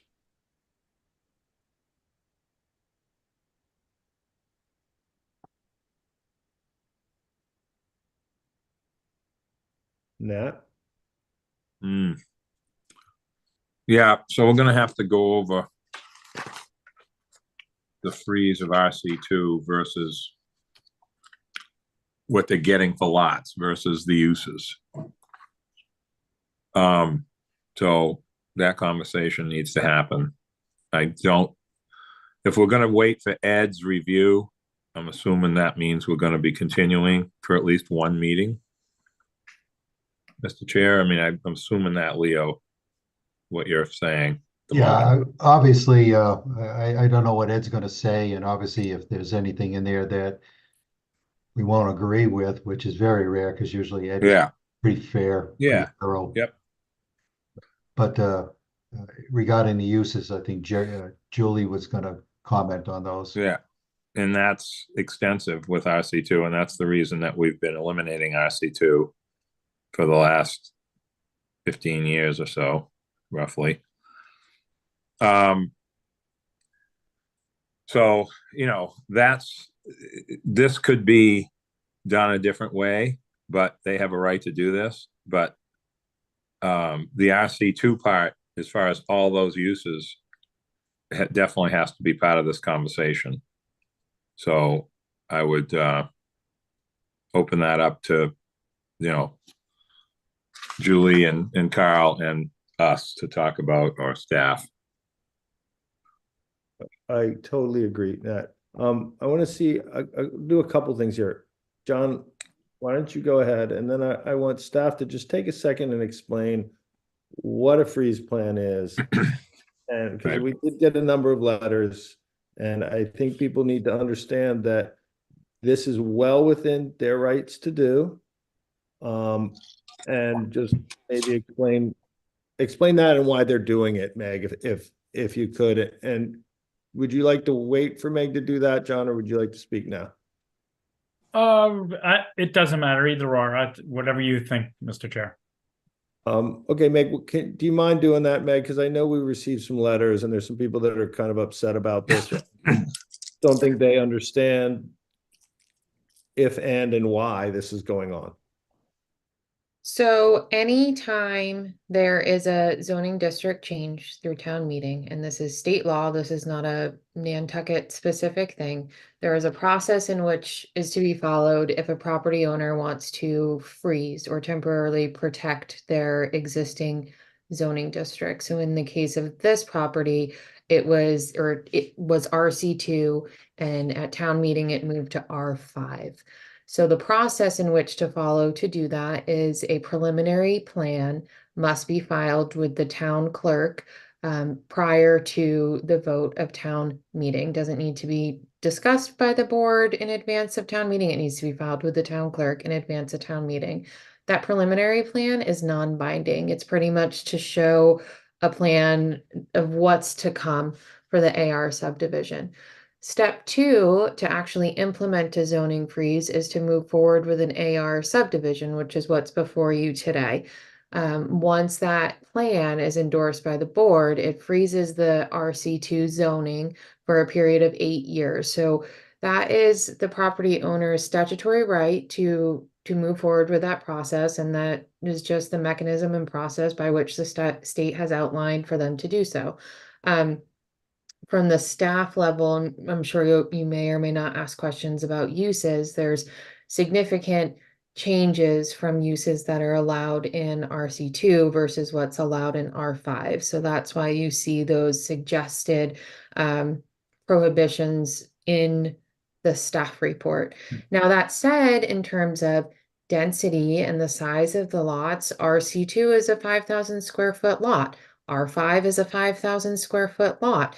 In theory, R5 allows for more intense residential density than RC2 does because it allows for tertiary dwelling. So that's kind of the key differences between the two, and kind of the process that one must follow in order to freeze their zoning if they choose to do so. So I hope I said that kind of clearly and concisely.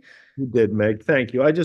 You know, because people are looking at this like, oh my God, you're letting this go. And it's their right to protect the rights they had under that previous zoning district.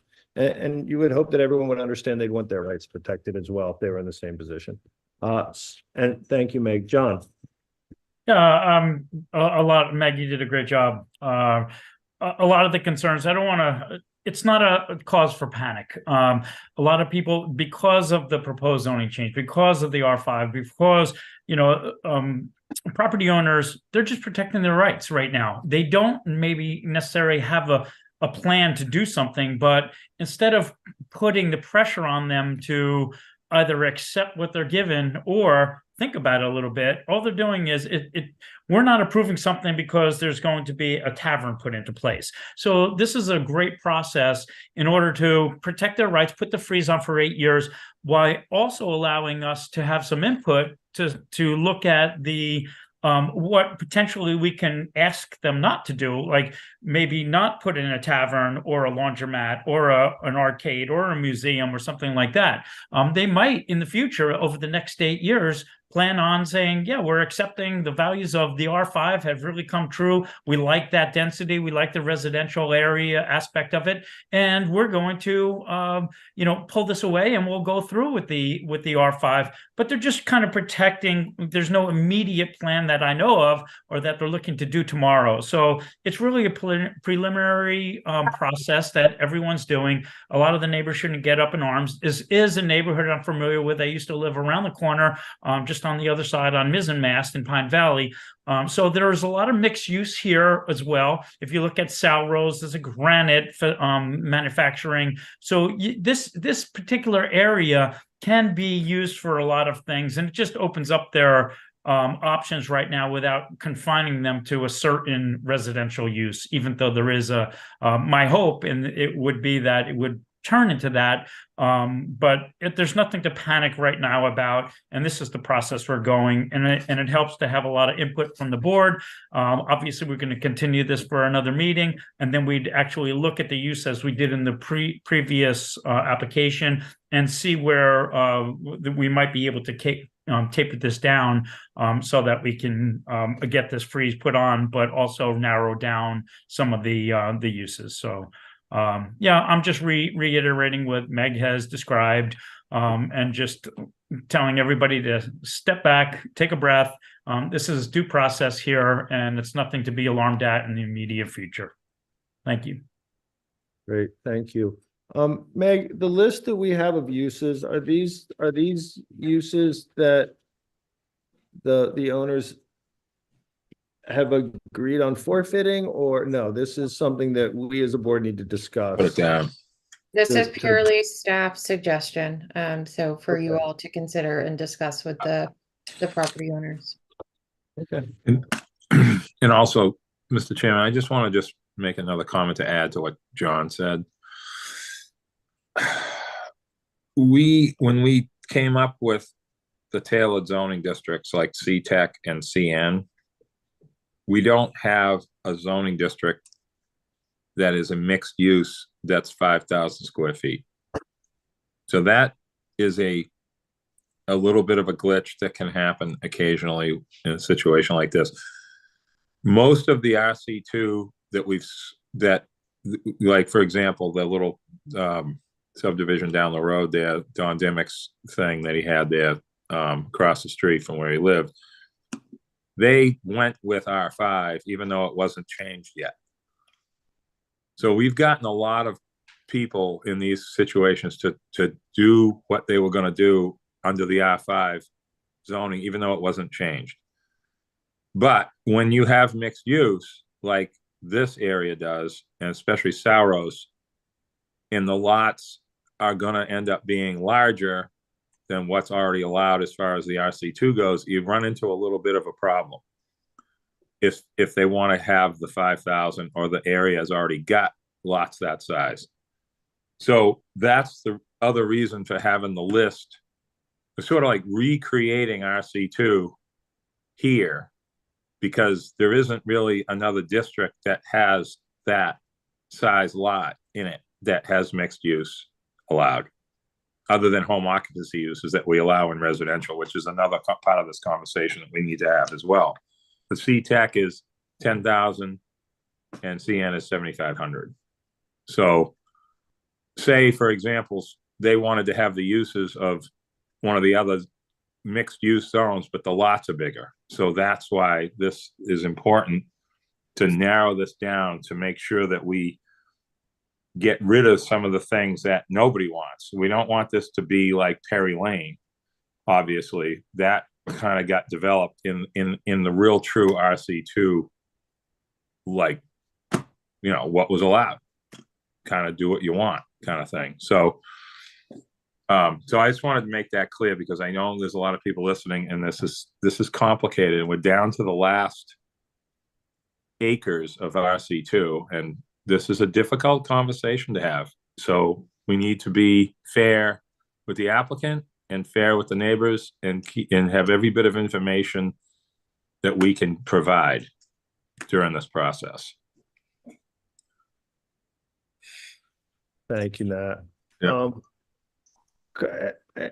Carl and Julie, have you had a chance to look over the list of uses that are in the packet? Yes, today we did. You did, and were there any uses in here that you felt that you wanted to preserve? Yes, I think we need to go through the list a little bit more carefully, but I mean, I think we're pretty comfortable that there's no convenience store, alcohol sales, some of these other items that are in here are not a problem, and we're willing to accept restrictions on that. But I think what has sort of been traditional in some of these lots in the RC zone, which are taken out, are things like contractor shops, landscape contractor, interior, exterior storage, and warehousing. Again, these lots are small. So if someone had a combination of 2 lots or 3 lots or something, that may be somewhere where that would be appropriate. And some of those are special permit. So the neighbors would have an opportunity if they wanted to have something to say.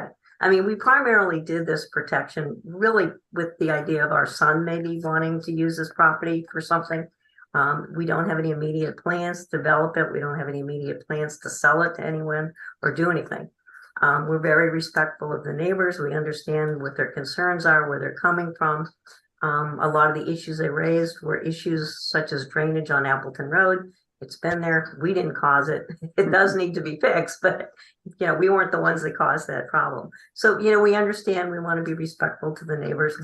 We understand parking issues and all of that. So, I guess the other hand, need to understand across the street from the corner of Appleton and Knobska Way is a commercial use with a substantial amount of parking and parking issues. And I think that's the kind of thing that's sort of concern for neighbors.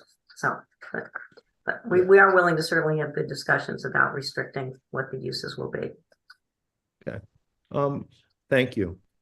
Meg, how do you see this process as far as whittling through the uses takes place? You mean doing it here at the meeting versus scheduling a staff level meeting and then bringing it back to the board? Yeah, I think that might be a more efficient way to do it, to be That's honest. fine, especially if we're continuing anyway, or you're Yeah. continuing anyway to hash Staff- out some staff engineering level related stuff. with Julie and Carl involved at some level Makes sense. Perfect. Mr. Great. Chair. Yes, sir. Thanks. My mom and dad bought a lot and they had a chance to have, I think it was like 20 lots. In the end, they locked it in, they had it.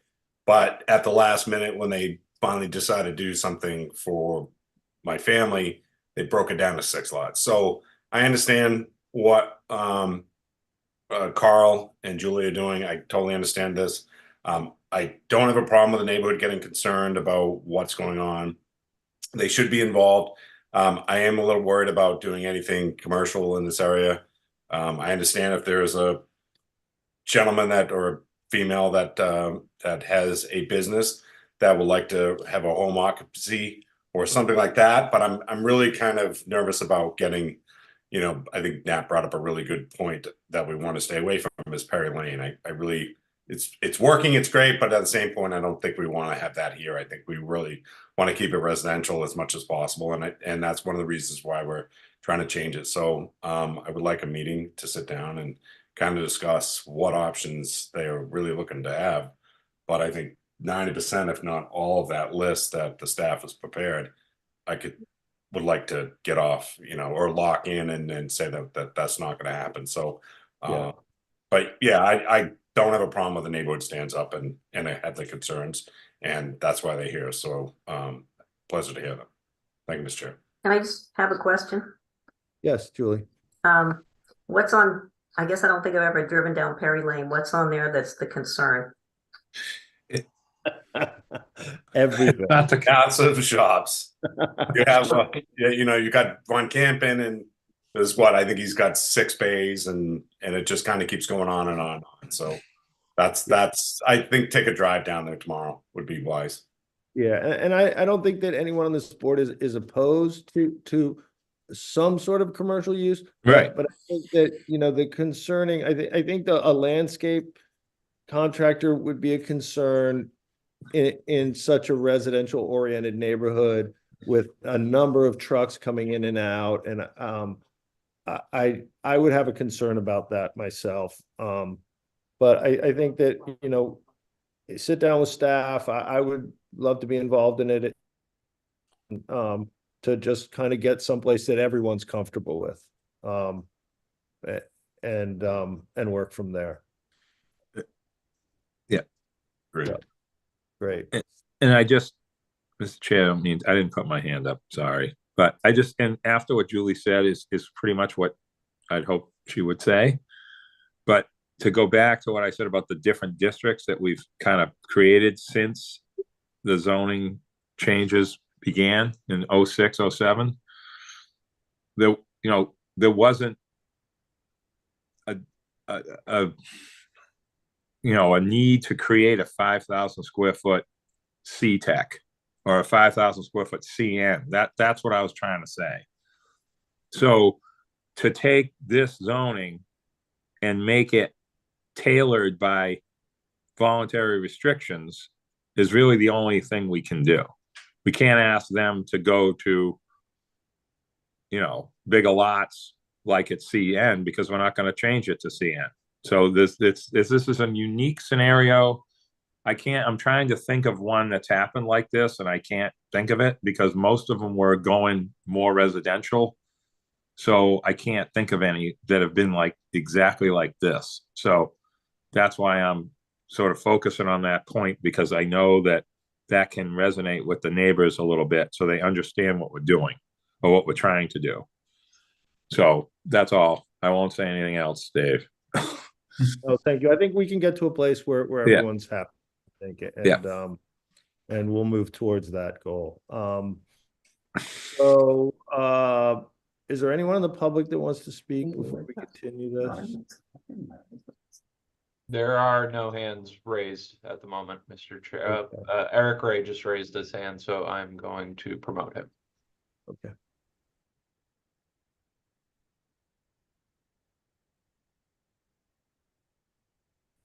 Welcome, Eric. You may be muted, so check your mute button. Okay, how about now? Yeah, we can hear you. We're good? Okay. I just wanted to speak briefly on that, one board member's playing, don't panic, this, that, and the other thing. I'm only doing the same thing as Carl and Julie are doing. I got this property in 93. Julie was the one that helped me get it. There's just certain things I had to go through hoops to even make this a buildable lot. And then zoning gets changed. It gets changed again. Now I'm, at R5, I started at R12, but there was a mistake from the town that said I was R12. Then it was RC2. Now I'm RC5. I just want to, I understand they can do that, and whatever it is, what it is, and if it does happen, I want to be able to protect myself, whether it's a lot or whatever. I just need, a general idea of what's going on, and protect my interests in my property and make sure it's worth what it should be, and not have a dump truck and a skid steer and everything else back there with a garden center or whatever. That's my only real concern, is it just turning into something that kind of destroys where I am. I didn't buy on Essex, I didn't buy on Cynthia, I didn't buy on Perry Lane. It's not where I want to be. I bought here. So just the fact that stuff can be changed doesn't always mean it's in the best interest of everybody. It can be divided into 4 lots easy, no problem. It is what it is. And that's not really a concern of mine. It's the massive development that was drawn up, whether they're just holding their place or not. That's their right to do, just like it's my right to have concerns. And that's really it. So thank you for your time. Thank you, Eric. Listen, I think that everyone in your position would be concerned, and I think that that the applicants seem to be willing to address those concerns, and I think that you're lucky to have them and not some real aggressive developer that's just going to move in and start digging. So Yep. you know, That's right. it's a process, and we're going to move through the process, and we're going to do our best to address everyone's concerns.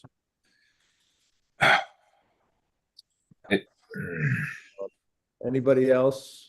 I am promoting Campbell Sutton to see, she wanted to comment, see if Okay. we can hear her this go around. Welcome back. I'm rooting for you, Campbell.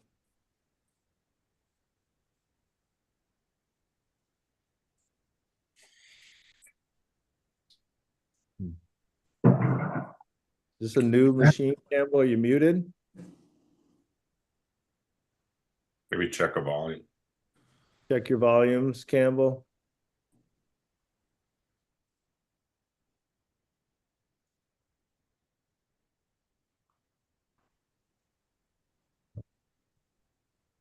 I am sorry, Campbell. I am sure you are very frustrated at the moment. Is there anyone else with their hands up while maybe Campbell can get a minute or two to try to see if she can get it to work? Yeah, Craig Sanford, I'm gonna move him over. Okay.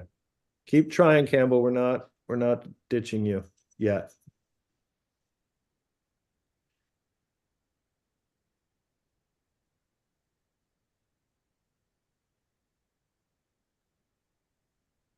Welcome, Craig. Make sure you're not muted.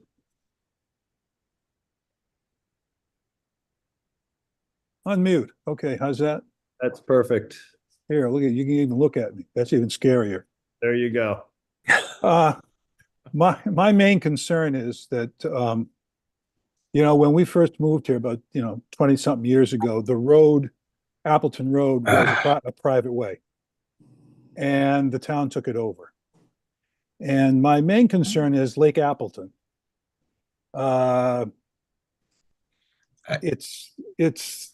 It shouldn't be that way. When we moved here, it wasn't. And some people, I'm sure you read the comments that I made, that people have anthilled their properties to a certain degree south of us. And what happens is that the water is not flowing the way that it was originally designed to flow, and so it's backing up. There are 4 catch basins there. It's not sewers. And even though the fellows at DPW try to clean them out periodically, they still fill up. And then it backs up and we get a problem. Now, my only problem is across the street, if they change the grade on that and it grades into Appleton Road, we're going to have a real mess. I'm going to have a mess, and everybody else is going to have a mess on that side, especially going down, further down the road towards the pond. So that's my main concern right there. And the other thing is, traffic. I have a traditional home occupation, and I had to go to Boston to land court, to get that the whole thing straightened out. And so we comply with that completely. And at that point, there are certain restrictions that everybody has. You can't have more than 800 square feet for a place. You have to have, 200. You have to have for every 250 square feet of office space, you have to have 1 parking space. You can't have, in my case, they said 7 round trips in and out of my driveway. Well, that was 20 years ago. What's it going to be now? And so I would say if you could, keep that in mind as to egress and exit out of the properties on Appleton, I think that would be in order. What else did I have here? I mean, I love Carl. Carl, and Julie, but again, like Eric, we're just trying to protect our places that we have here. And we want to make sure that everything is the same. I mean, we really don't have a neighborhood here. Everything is pretty transient. And a lot of people that were here when I moved in have moved elsewhere, and their houses aren't being used by them. And so it's kind of an interesting sort of situation that we have here, with a lot of cars going in and out, a lot of trucks, and people seem to want to go down the road pretty fast. And it's getting to be a problem that way. Other than that, I mean, I don't have any problem with Julie and Carl doing whatever they want to do. That's fine. That's fine with me. But it's just the water and the amount of traffic, and making sure that while they're doing building and stuff like that, my patients still have access to my house, and I have access to them. Great, thank you. I think that you'll find that if and when this development does happen, that the engineers will make sure that the water on that property is dealt with. And we will hold them to it. Traffic, I mean, we'll see when we get there. I mean, we will do our best to mitigate any harmful effects on the neighborhood, so. Yeah, there is one last thing. I don't want to beat this to death, but the town does have some responsibility to this when they took over the road. Good or bad, fix or not, but they took over the road. And in that respect, it would seem that this water hazard, so to speak, is on someone's shoulders. I'm not sure whose, but that's my last comment. Thanks a lot. All right. The way it is, it shouldn't be on Carl's shoulders, Yeah, though. right. He shouldn't add to This it. is just thing. Yeah, so, yeah, unfortunately, that's not our purview, but I would agree with the town. Thanks, everybody.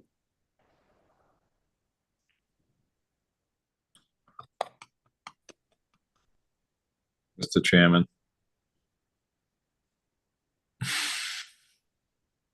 Are you frozen, Mr. Chairman, down there? You're Not not a great. anymore, Matt, so be careful what you say. You're not at great point tonight. I noticed that. Joe's always got his little background. I like the one tonight, Joe. It's better. I'm gonna work on Better that than one. the Ford. Better than the Ford. Okay, that gentleman that just spoke just uncorked my head with all the things I probably don't want to talk about, but I'm going to do a Cliff Note version. When subdivisions were built back in the late 70s and 80s, when long before Andrew, long before I was around, I was out still playing baseball, trying to work in Wisconsin. And I'll tell you, nothing was done right. I'm going to say it right now. Nothing was done right. We didn't have any on-street parking. It was oil sand mixed roads. That's what Appleton was, just like the Boulevard. Just because the town takes a road doesn't mean it's going to become a standard sort of 20-foot wide road with Cape Cod berms and 8-foot sidewalks. There isn't any space, but he's not wrong about what he said, Mr. Sanford. But the problem is that this is like unwinding 45 years of things done wrong. How do you fix them? It's not that easy. Cynthia Lane, no on-street parking. That's not that old. No on-street parking on Essex Road. No on-street parking anywhere in built subdivisions. We must have pretended that we're all going to be riding e-bikes in the 80s, I guess. I don't know. So it's not an easy topic to fix this stuff, to get drainage fixed. A lot of these drains are just catch basins without leach pits attached to them. I mean, there's all kinds of stuff like this on Nantucket. So I hear what he's saying, and I agree with what he's saying, but it's a huge expense to fix. How'd you like to live on Hinsdale? That's a beauty. And those people have been paying property taxes forever, just like these people have. And they got the worst road ever. Pinecrest, I mean, Marianne and the other one next to it. So, I mean, we've had those discussions in projects down there, same kind of conversations as this. Traffic, drainage, but it's already been a problem. It isn't just because of this or just because of that. So I think that overall the town is trying to look at improving these things. It's just going to take a long time for that to happen. So I just want to throw that in because this is just the way things were built. You know, we're dealing with that now as a board. We can't say to someone, you can't do something because there was no on-street parking. We don't want parking lots in people's front yards either, but that's what ends up happening on Pine Tree, Marianne Drive, and Macy's Lane, you know, because there was never any, I'm just using those ones because it's similar to this. Another thing I want to bring up too, well, there's people listening, Pine Valley was all RC2. And the deed restriction expired in 2015. And that was every single lot could have A&R subdivided if we didn't change the zoning really fast. So this area here is different because it's already developed and kind of mixed use, local families, businesses, all kind of mixed together. And there was always going to be this kind of sort of problem to try to figure out the right thing to happen, and it's not that easy. So I appreciate what everyone said. I appreciate the neighbors' concerns. We're trying to do the best we can with the rights that the people have and the existing zoning and what we're trying to change it to. If we could have had a magic wand in 1985, this would have all been fixed, but nobody saw this kind of thing coming. So thank you. Thank you, Nat. All right, guys, this is going to be continued on, so I'd entertain.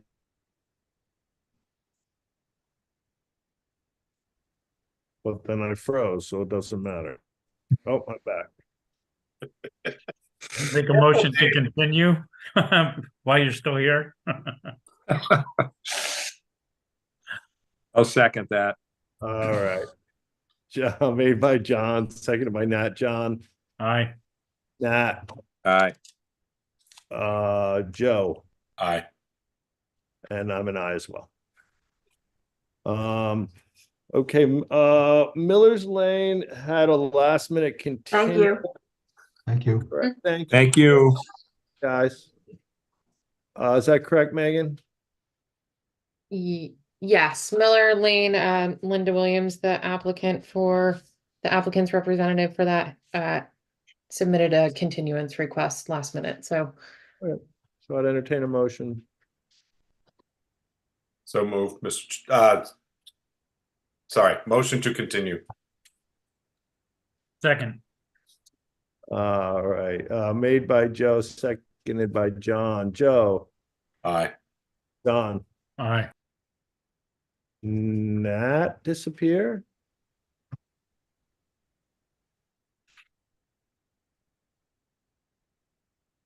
Yeah. I may have inadvertently booted him when I was moving people back over to panelists because the list jumps around on you a little bit. So hopefully he'll be back on shortly. I'm unfrozen and We just need 3 to, okay, so both of those, so. So where were we before? We're I at froze? Miller, right? We just need 3 to approve That would be that. you, Dave. Oh, and I'm an Yeah, aye. Okay, so we're all set. Right. So Mr. Chair, I'm going to recuse. You might want to vice chair in case you freeze out. You're gonna recuse, I'm gonna freeze, and Nat's gone. So where does that leave us? Nat's on. I'm moving him back over to panelist. All right. Can only 3 There of we us do this? I got it. Meg? Yeah, so this is a I'm back now. subdivision amendment, so alternates may not be Yes. activated for But, this one. but three can do it. Three, yeah, we need three. All right, great. Don't you Is- see me now? I see you, unfortunately not. Well, I mean, you're making me feel bad. You're talking over me like like I don't exist. No, Nat, buddy, we're glad you're back, all right? Joe's back with his Ford again, too. Okay. Yeah, no, he's recused, and Abby looks very serious. And Dan is representing this, correct? Yes, I am. Good evening So- again. And Thank Mr. Chair, for just point of order, if I may. Yes. Sorry to interrupt, Dan. I know we're kind of limited with Barry gone and Joe recusing, and we're not allowing special alternates so we're down to three. And I only say that because I think it's only fair to at least give the option to the applicant if they wanted to continue or go forward with this. I know there were separate issues that were pointed out by Dave Pesci. So, and that's all. I don't have any issue, yay or nay. I just wanted to point that out to see if the applicant, because we're so limited with three, just to give them the option. It's your call, Dan. Well, I think I'd like to proceed at least to see where everyone stands, and if there's issues or reason to continue, we can still do so. Yep. I think everyone is going to be quite familiar with this application already. Yeah. So the application before you is for 52 Brunel Street. So as you're all aware, this is obviously it's off of Brunel Street. It parallels Plainfield Road. And a few months ago, you looked at the property to the left or the west of this at 52 Brunel Street, which had multiple meetings between different abutters and property owners. And actually, we're looking at the wrong plan. Let me see. There should be a different plan that shows 3 vertical lots going north-south.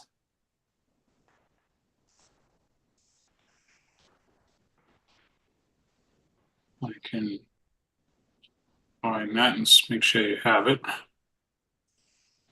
Do you have it, Dan? That you can. I have it, and I'm going to. It's coming to you right now. Okay.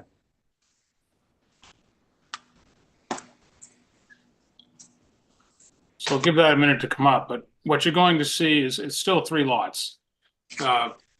So what's happened at the result of the meeting in the subdivision from 50 Brunel Street, all the 2 abutters got together, as you recall, put an agreement in place to combine all these driveways, the 2 long driveways, into one.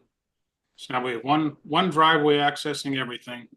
And what that's done is allowed, yep, that's perfect. So what's happening now, by combining everything, the owners at 52 Brunel now have sufficient area and frontage to do 3 lots versus 2. And what you'll see on the plan, when you see these 3 vertical lots, you'll see a dashed line that kind of goes between the 2 buildings. That's what the property line is currently in terms of what the board has already approved. So, yeah, so right between, exactly, right there, that's the property line as it's currently approved right now. So there's 2 lots, looking to convert it into 3. The end goal with this is actually to come back and do a rear lot subdivision, which is what the plan was you saw a few minutes ago. But we've got to get through this process first before we can come back with that. So for road conditions, what the board has already approved is a 14-foot gravel road coming off of Brunel Street. And that goes all the way back to the turnaround on 52. And there's also you're not seeing it here, but there's going to be a roadway, just an area in the side of the road, roughly where I would say right at the bottom of lot 35. There'll be a turnoff where you can pull over and let someone pass.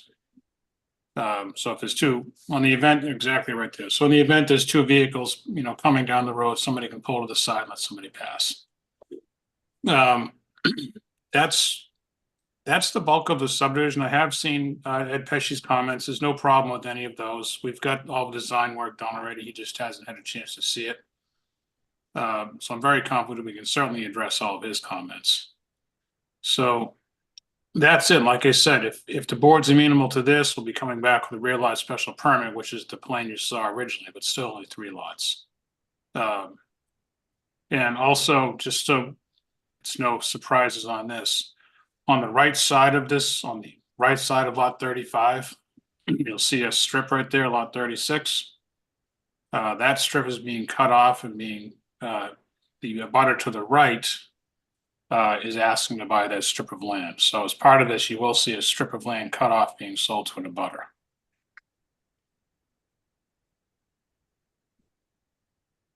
And that's the application. Thank you, Dan.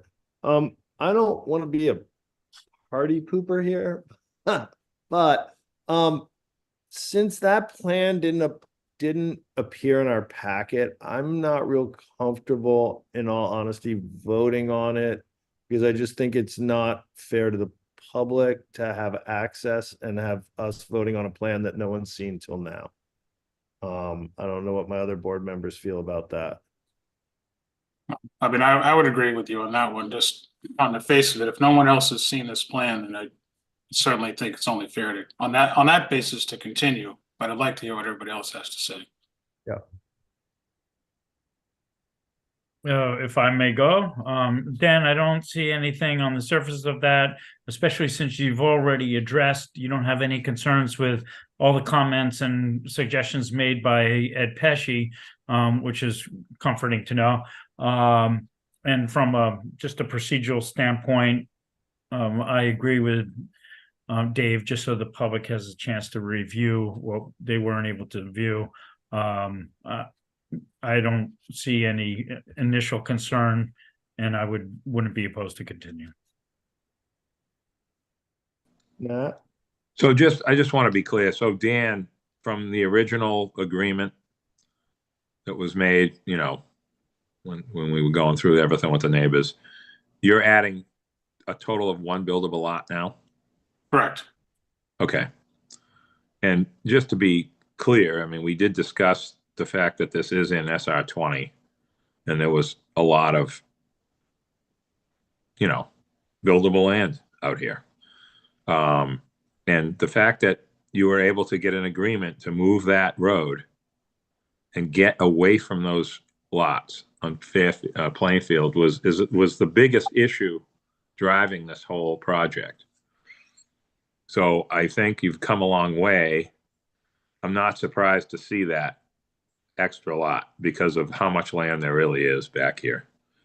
But I think I agree with the chair and John, and that we need to continue because no one's seen it. But I think you know, the progress that's been made out here is really good. So appreciate it. Great. Thanks, Nat. And we have meetings every Thursday this month. Would you be opposed if we could get you in on the meeting on the 18th, Dan? Do you know what time that meeting is? I'm not sure if I'll be available on that one. Meg? It starts at 4 p.m. 4 p.m. Why don't we go for the 18th at 4, and I can always, if I can't make it, I can always continue. Let us know, because we could just bump it to the next week. I mean, we literally have Thursday meetings every Thursday this month. Okay, let's go for the 18th, and I'll be in touch if we need to push it another week. Okay, perfect. Thank you. Entertain a motion. Motion to continue till the 18th or Second. Okay. Made by Nat, seconded by John. Nat? Aye. John? Aye. And I'm aye as well. Thank you. Thank you, Dan. All right, we are on to Essex Road, Dan Galt, 12 Essex Road. Is Dan on? I have Victoria Ewing will be representing this, and I'll move Dan over. But Tori, you have 2 names on here. I'll move the first one, see if this works. Probably watching Campbell tonight. It's doubling down.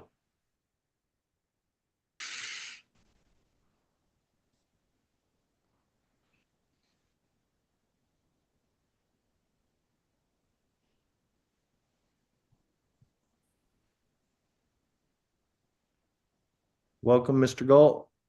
Hey, everybody. Victoria, welcome. Hi, guys. Thank you. Happy New Year. Happy New Year. I think my phone was still connected, Billy, so I'm shutting it off, hopefully. Did that interfere with anything right now? Oh, we're good. Okay, great. Okay, when you're ready, I'll give you a little presentation. Floor is all yours. Great. So I'm representing 12 Essex Road this evening, Daniel and Sarah Galt. Mr.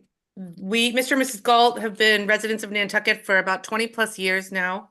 They're a vibrant year-round community, year-round family, contributing community members, local school teacher, looking to create opportunities specifically for workforce housing and facilitate more year-round housing in general. Our lot is currently zoned CN. We currently have a primary dwelling. We were approved for a secondary dwelling in May of 2017. We're known as lot number 39 when referring to the 1997 subdivision plan and restrictions. The existing restrictions are due to expire, just as a note, on August 15th, 2027. The lot is serviced by town water and sewer. And also, just as information for your discussion, if it comes up, the current HOA fees average about $150 per property annually. And the total HOA budget for the neighborhood averages about $6,500 annually. The Earl and Sullivan plan before you,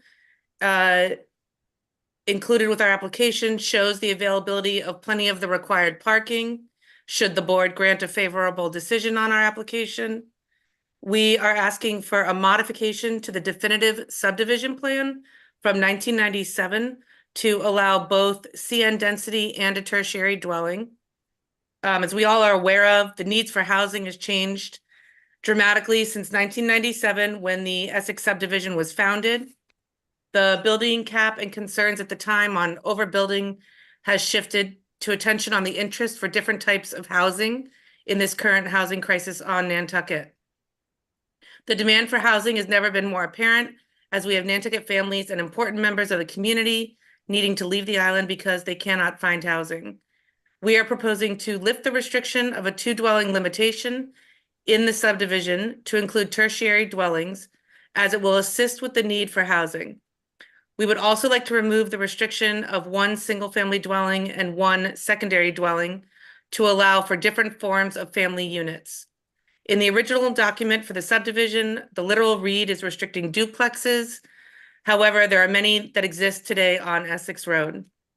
In light of the passing of tertiary dwellings on Nantucket, we would like to lift the two-dwelling restriction in the subdivision to include an allowance for a third dwelling / tertiary dwelling on lot number 39 while retaining our CN density status.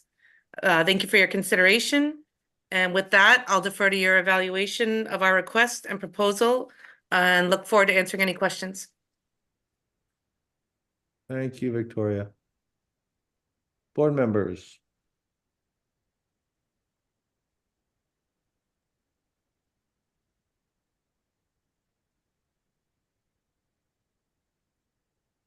Mr. Chair, can I just ask Megan to explain a little bit, sort of a Cliff Note version of what Tori just said about the original agreement, the apartment issue? It's not a tertiary, I believe, in CN, even though it's still a living space. I don't believe it's technically called a tertiary. So Megan, can you do that for us so that we're not like all talking differently? Yep, I'll do Okay. my best. So this is step one of a two-step process. So if the board approves this component to modify the language in the subdivision, then the property owner will be back for a special permit. So the initial subdivision decision put limitations on dwelling units. You have to remember at the time, this parcel, and I believe all of Essex Road, was zoned RC2. So there was a handful that were granted the allowance for 2 dwellings. There was a handful that were granted the allowance to retain commercial uses on site. This particular property was allowed to retain commercial use, and it subsequently moved on to CN. Now, CN does not allow for tertiary dwelling units, so there's some conflicting language between how the subdivision reads and kind of the way in which you have to request that language change and then what your next steps are. So how a property owner has done this in the past with a similar request was to allow for whatever residential density is allowed in the underlying CN district. So it could allow for a duplex with commercial use. It could allow for a garage apartment. It can allow to reclassify these dwelling units up to a certain density based on the lot size as all apartments. So it just allows the flexibility to whatever that zoning district matched with the underlying lot size would allow for. So the subdivision conflicts with the zoning district. I don't know if I made things more confusing or clarified. It's Meg, old housekeeping issues is what this is, in theory. Right. So then a second, and I guess second/third step to this. So before or concurrently with this process, it's my understanding that HOA documentation may need to be updated as well.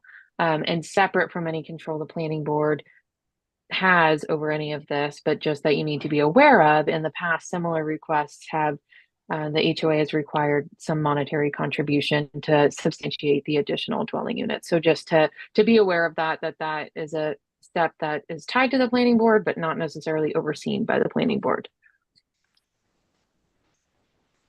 great. Thank you, Meg. John. Yeah, I'm glad this one's last. I just know with the area in the beginning, there were those opt-ins where you can pay initially to get that extra, building. And if you didn't, then you were restricted to whatever you had, the 1 or the 2. So there was that provision, and the HOA, obviously, when you look at the values back in 1997 to now, there was a little math, and the original difference of 11,000 to 21,000. So obviously the values, there's nothing 21,000. By getting that extra, I don't know. So that money, I'm guessing, would go to the HOA, and really, I'm almost wondering how the HOA feels about this. How if they've voiced any concerns, and if they have no issue with it, or if they're opposed to it. We obviously haven't opened it up to the public yet to see if there's anyone in the neighborhood. But I'm curious as to the makeup of the HOA, if they have any objection to this. One of the things that everybody has an issue with is traffic, and Essex Road. They've kind of worked out their own parking by putting boulders all along the sidewalks, and so nobody has that off-street parking, which is great. But there is a lot of obviously traffic there, and it's a busy little street. So I don't know how we can ask for a reply from the HOA if they have an official response to this. I'd be curious what they had to say in general, because obviously, again, this could be the first of many. I don't know how many lots would qualify to do the same thing. And so if it's just this one, obviously we'd be making a decision based on a very limited change. But if it opened up 10 lots now with 10 more buildings on that street, that's a different story. So there's still a couple of questions that we need to get answered. But I really would like to hear from the HOA if there's an official letter or that we can maybe put out there. Hopefully they've had a chance to do that, and maybe there is something, or maybe somebody in the public is ready to speak on that. John, thank you. Agree. Meg, can I ask you a question real quick, just about process? What would make the best sense here? Because I feel like we as a board shouldn't debate on this too long. I feel like the HOA should, that these guys should go to the HOA and pound this out with the HOA and then come back to us with whatever the documents and changes are to the HOA. And then we figure out how to apply the changes they're looking for if we can. Does that make more sense than? Because in the end, if the HOA doesn't agree, I don't think we can continue down this road.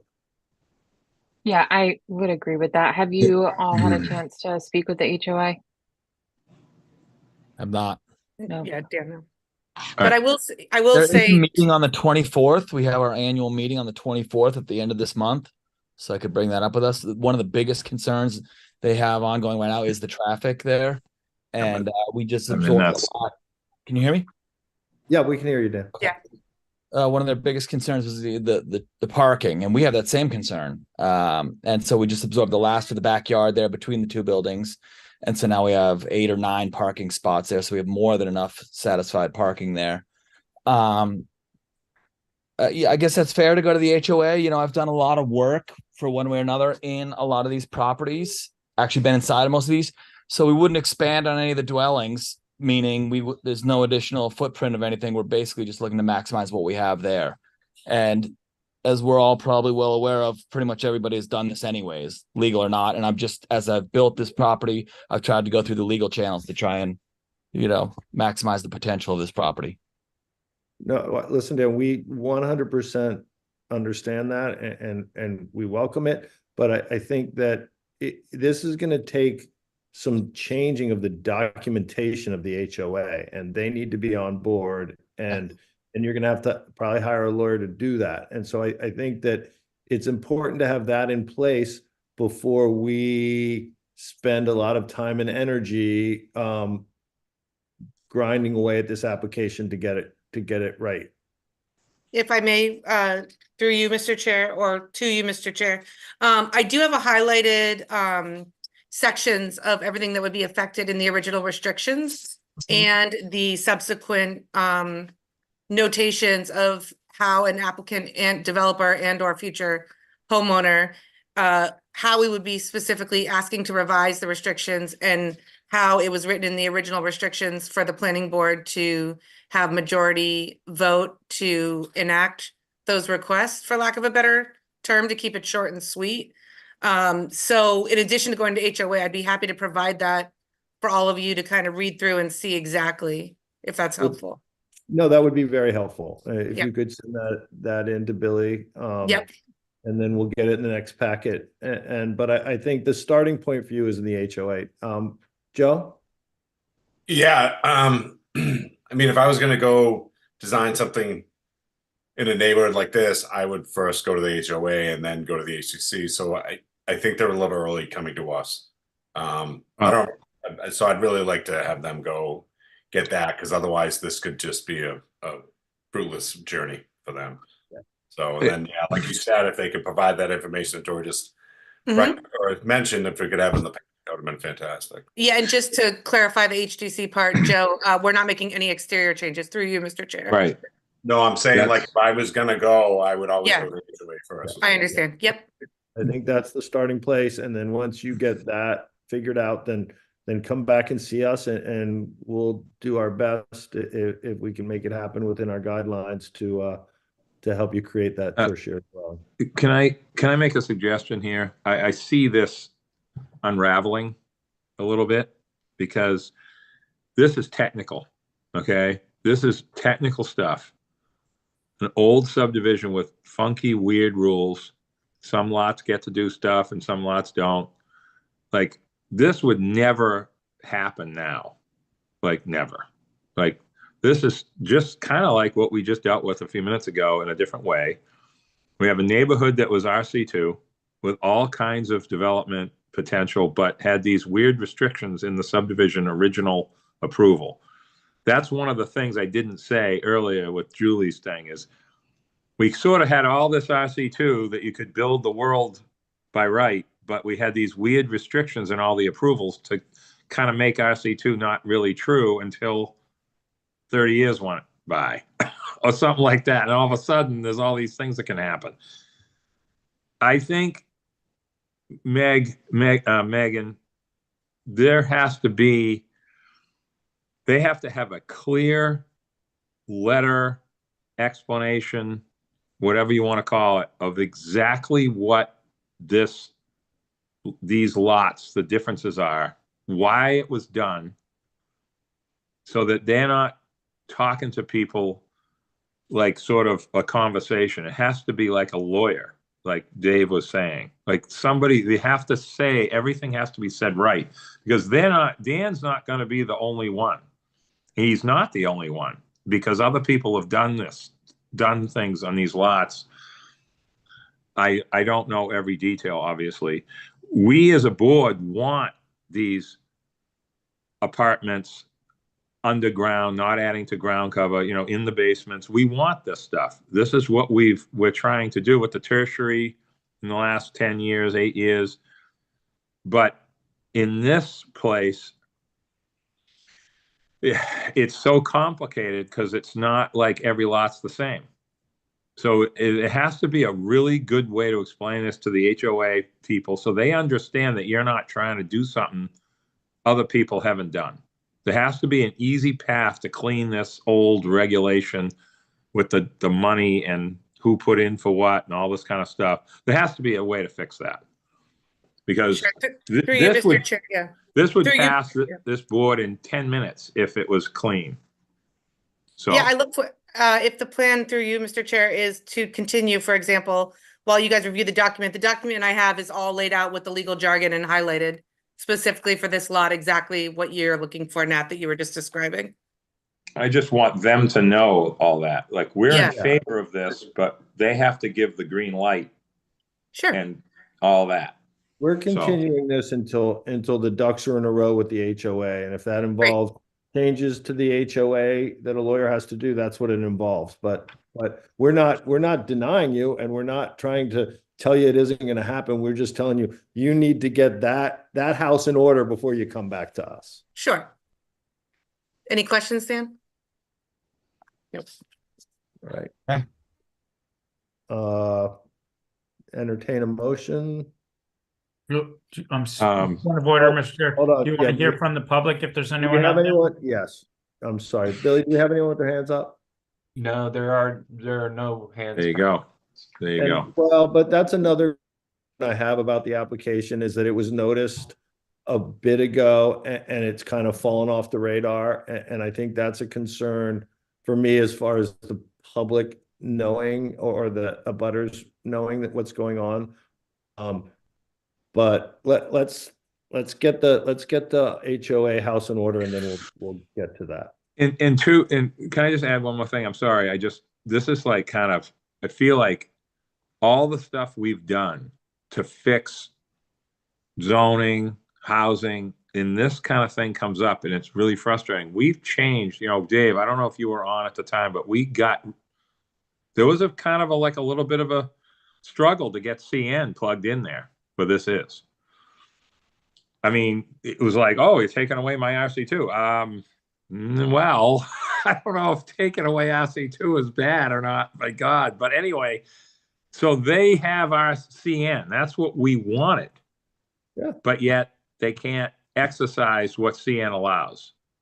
So that, I think, I agree, is a really good message to bring to them, because this is only the beginning. There's going to be lots and lots of stuff going on over there over the next 15 years. So anyway, and the HOA as a whole needs to understand that. Right. Yeah. Yep. Will there be though, real quick, will there be lots going on? Because I feel like everybody else has already done this. No, Dan, not like cleaning up things and making it legal. Yeah. That apartment is the third kitchen, that's what I'm Egress talking windows about. and the hoops that Right. I try to jump through. So Right. as far as a lot more construction and stuff, I don't think there's going to be increasing density really at all. No, I think the density is already there. What I meant was the use of CN, what it allows, and and having it be legal, you know, Yep. that's what I'm talking about. Yep, I understood. I took a note. Yeah. Yeah, legal, make it illegal and safe Well, and make sure everyone's got the right yeah. thing. So, Yes. listen, if you got the first guy that gets like this approval, I see, like going to Nat's point, I see 10 or 12 other people showing up and saying, hey, I'm gonna do this, but it's done next week. Been that way for 3 It'll be years, done the but I'm next gonna week, do it but- now. Yeah. Right. That's Thank what you I for meant, doing the Dan. right thing, Dan. That's Yeah. basically what we're I'm, saying. I'm sorry, Right, they're Dan, like, that oh, I we're didn't ready say to it go. like that. Yeah. Yeah. That's what I Well, we meant. appreciate you doing the right thing, Dan, and Yeah, not doing and what we'll, everyone else I'll does. get That's this what's document. frustrating. I will say that's the frustrating part. And we just put, egress windows in. I had to dig those out and cut the existing foundation. And Yep. we took away our whole Huge. backyard, Yeah. removed the whole entire backyard to put in 4 extra spots there, more than was even required if this does all go all the way through. So This is like the old days. Yeah, got it. When we created the tertiary dwelling, what do you think happened to all those studios? They became tertiary dwellings existing. Yeah. That's what I meant. Yeah. I'm really sorry. I didn't mean to say That's that all it's right. going to be more density. Yep. Yeah. Okay, wonderful. Well, I'll get this document over to you guys all so you have the language that you're looking for that I think will really clarify some of the stuff you're looking for. We'll get on the HOA immediately, and we'll look forward to continuing with you guys. Guys, Thank thanks you. for all your time. I do appreciate it. I recognize thank you, everybody. Now I know who's All right, here. man. Thank you. Thanks. Thank you. Motion, guys, to continue. So with that, Oh. Mr. Chair, unless there's anyone else in the public, I would make a motion to continue to the February 12th meeting, and that would be correlate with the HOA meeting on the 24th, so they would have a chance to present something. Perfect. Second. All right, motion made by John, seconded by Joe. John, Aye. Joe, Aye. Nathaniel, Aye. and I'm an well. Thank you, guys. Thank Onward and upward. Thank you. Thank you. Thank you, everyone. All right. So Meg, Where'd you go?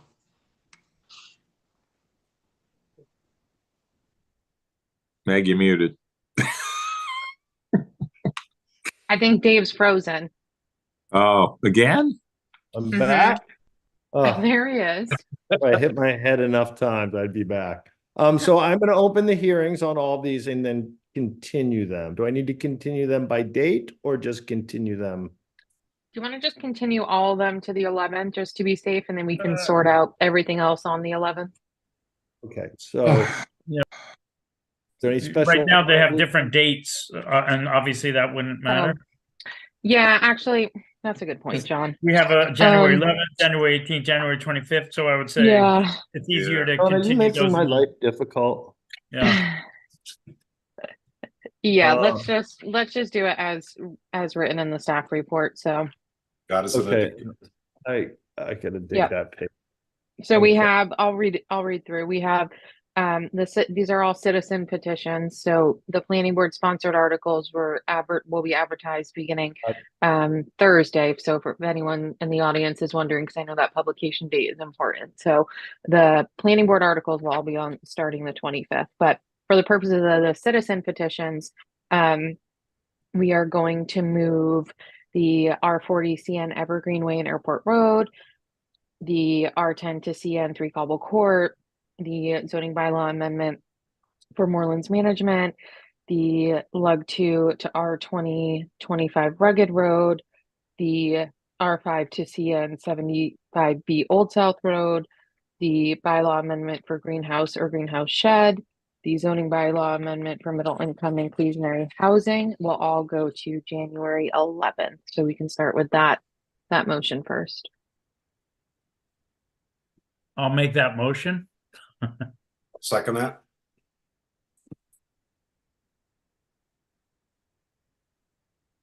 Dave's Dave? muted or frozen on one or the other.